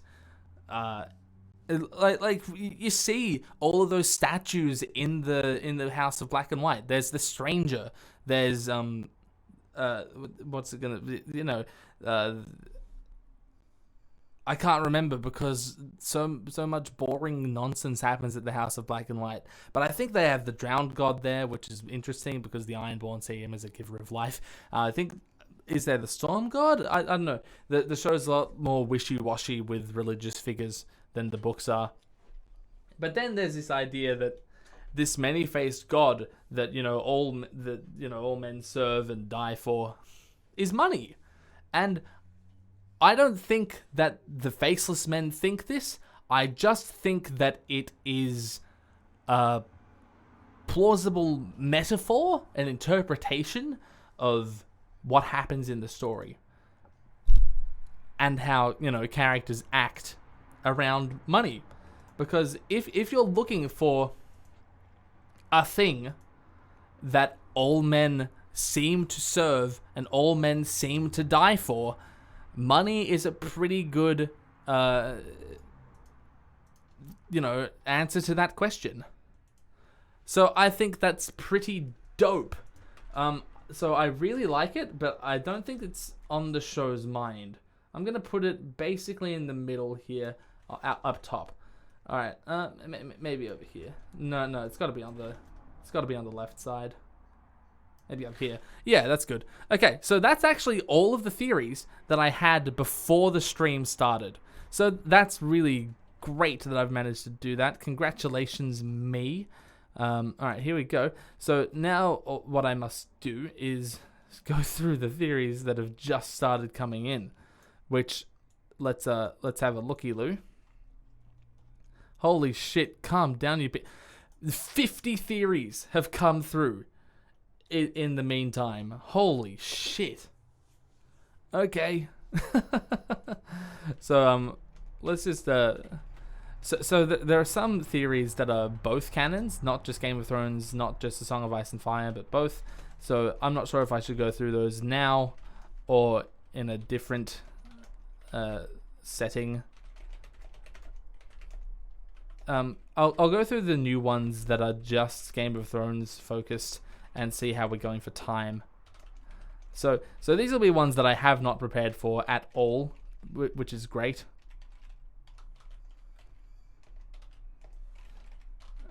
Give me just a moment to filter through them.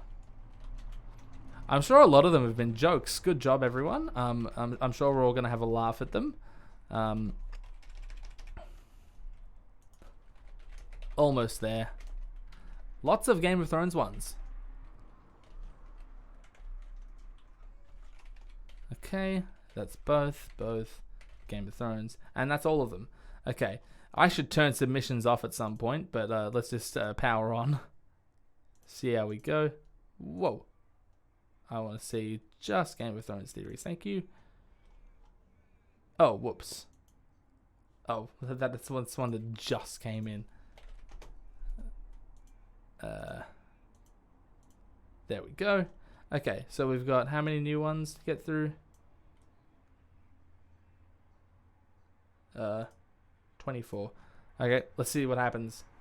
I've got an hour left before I have to go. Alright, so we've got, this one's dumb. Carl Tanner is a faceless man. My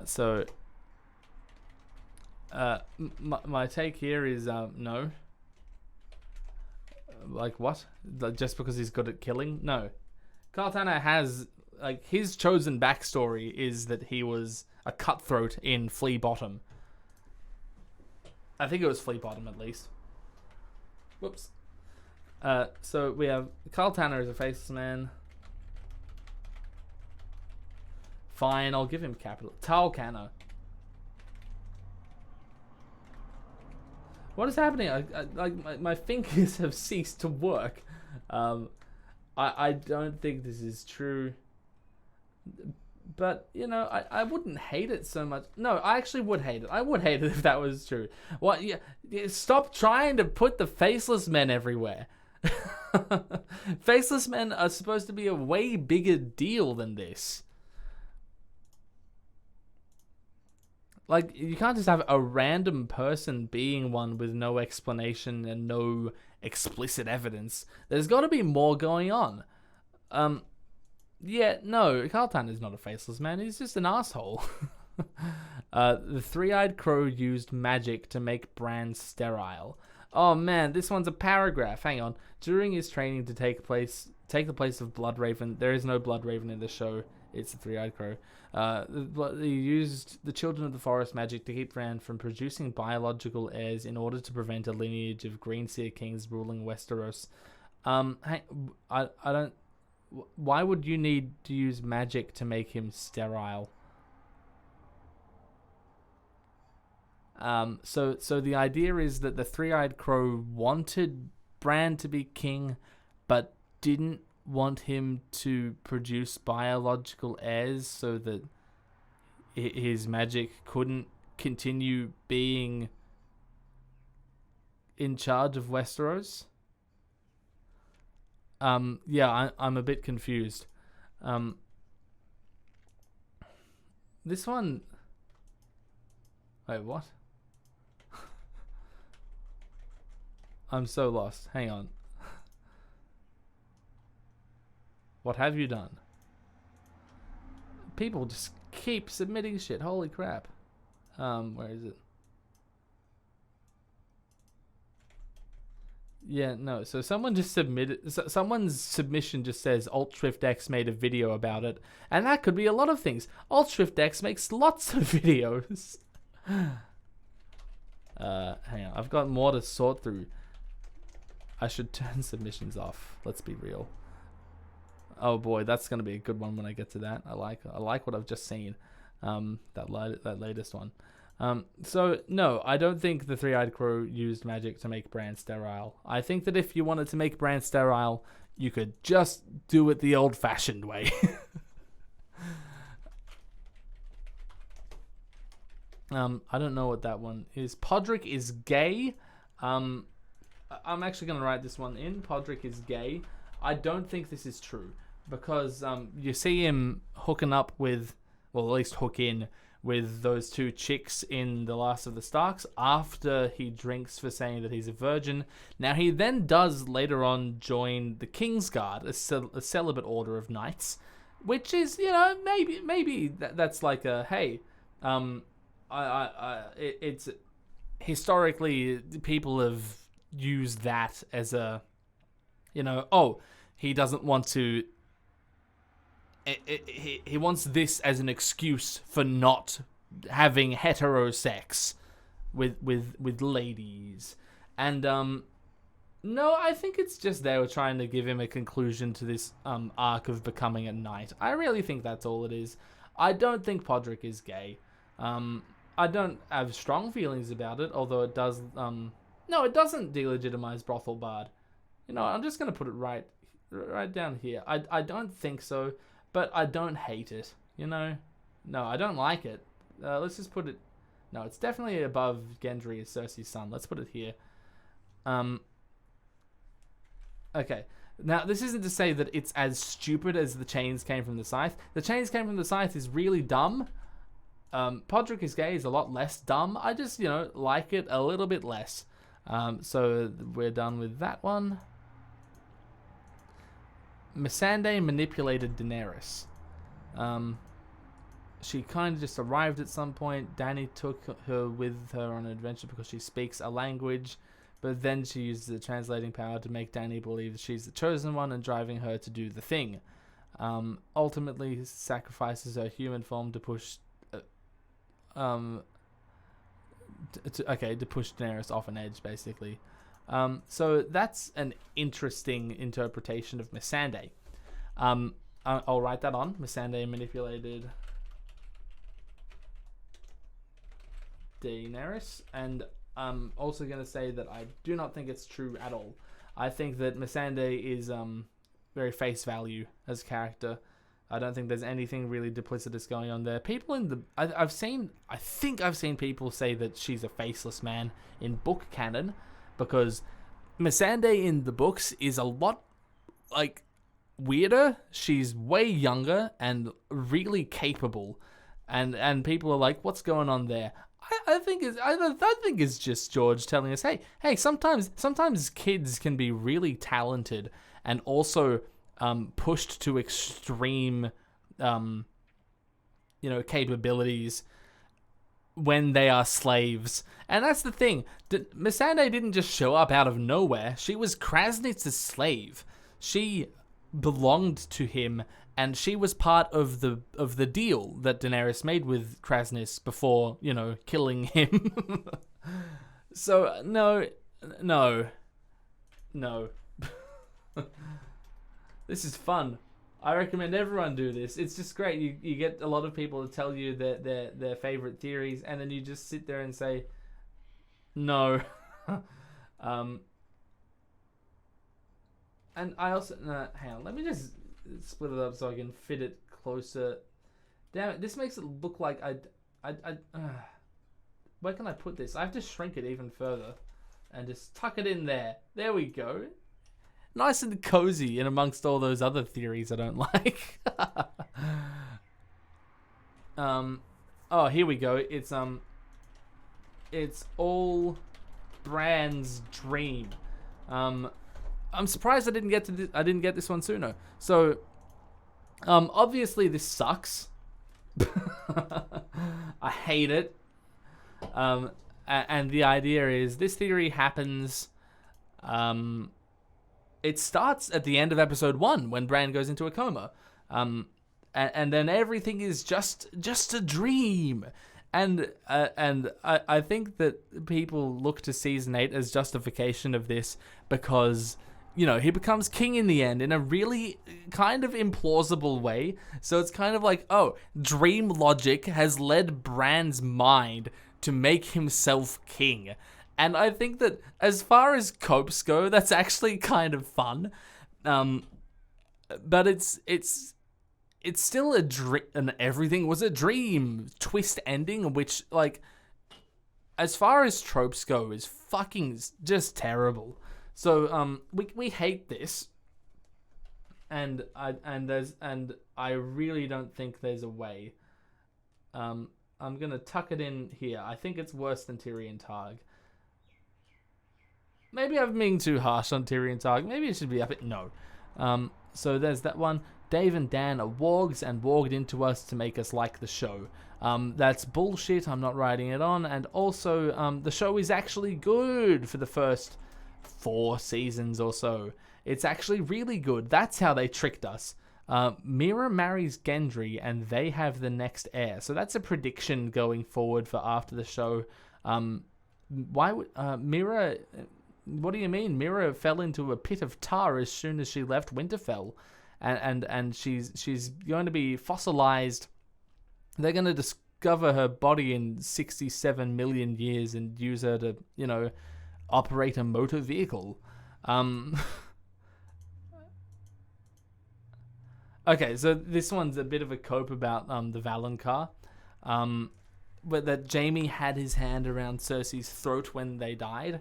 Even though I don't think we saw that. And also, why would he do that? No, I think that's kind of silly. Again, the Valonqar isn't present. There's no Valonqar in the show. Don't worry about it. You don't have to try and figure out how that prophecy is fulfilled. You don't have to. It's not in the show. It's okay. Just go to the books and come up with a wacky theory there. So Daario... Oh, this one's interesting. Daario follows Dany to Westeros and is poisoning her wine. So that's fucked up. So he, like, covertly abandons Meereen and follows her into Westeros.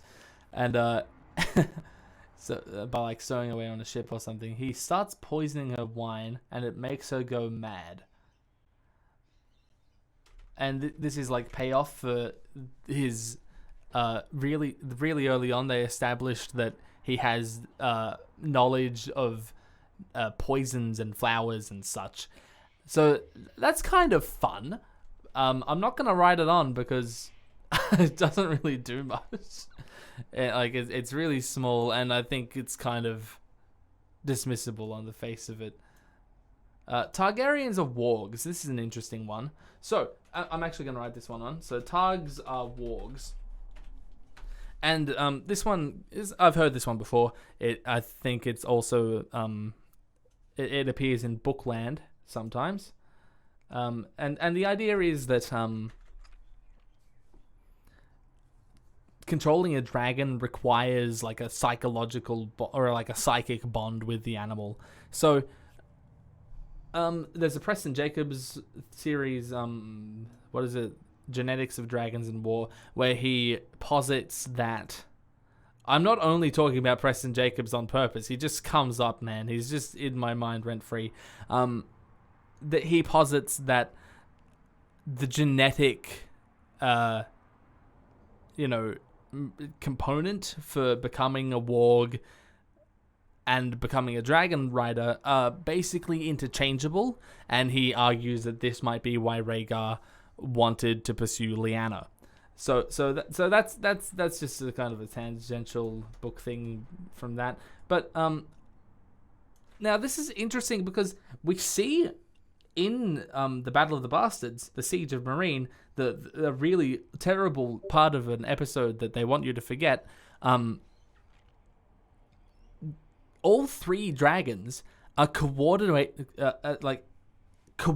an attack on the slavers' ships, which says to me that Daenerys can control all three of them at once, or they're very smart and coordinated amongst themselves already, even though Rhaegar and Viserion have been trapped beneath the pyramid for 2 years, and Drogon has just come back from being gone for 2 years.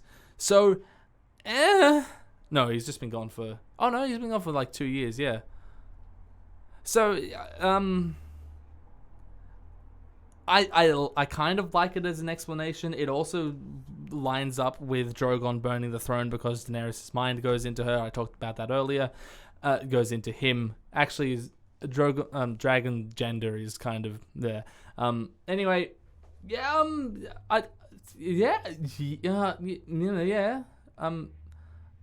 there's very little to go on in the show for this, but there's also nothing to dismiss it. And I kind of like it. So there we go. Targs of Wargs. There you go. Who's next? We've got Ned killed Howland. What the fuck? After Lyanna's death and Jon's birth, Ned killed Howland Reed to keep the secret. Okay, so in the submission that someone who's called themselves Gandalf the Grey has said, this is probably not true, but I've heard people use it to try and excuse bad writing. So he admits that it's a cope. Yeah, that seems pretty copish. But it does explain where Howland went, but there's no fucking way. Ned and Howland are supposed to be great friends. Ned would never. I'm not even going to write that on.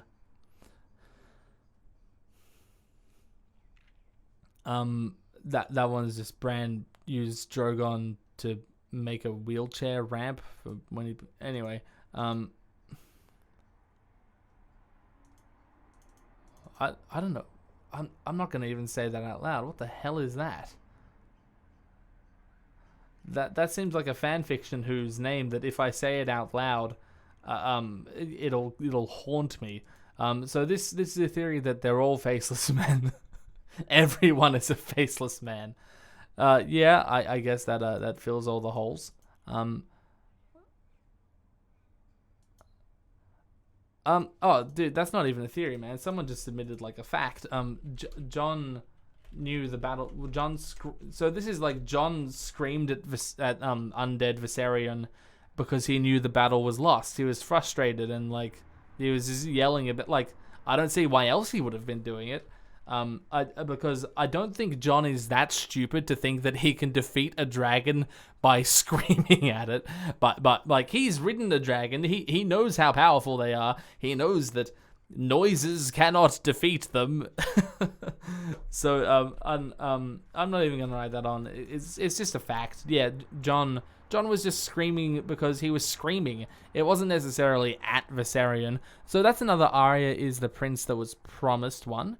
Which I think this one's supposed to be a joke, but we have already talked about that. I mean, Prince that was promised, Azor Ahai. In the show, I'm not going to make a distinction between them because what's the fucking point? This one that's really weird. All of these new ones are super weird. You guys are so weird. Dave and Dan are pro-Scottish independence because the North being the only one out of the Seven Kingdoms to get independence indicates that they want the North of Great Britain to be independent from the rest of Great Britain. So, what? Huh? Okay, so most of the theories that you guys have submitted since the stream has started are really, really bad. Really stupid. Someone just wrote in Jonsa, just nothing else, just Jon and Sansa together, you know. But the show's over and that didn't happen. So, huh? All right, now I really was expecting this to take a bit longer, but here we are. So I'm just dude, nice, good job everyone. Thanks for popping in. Thanks for helping out. Thanks for watching along. It's been a good time. All right. Yeah. See ya.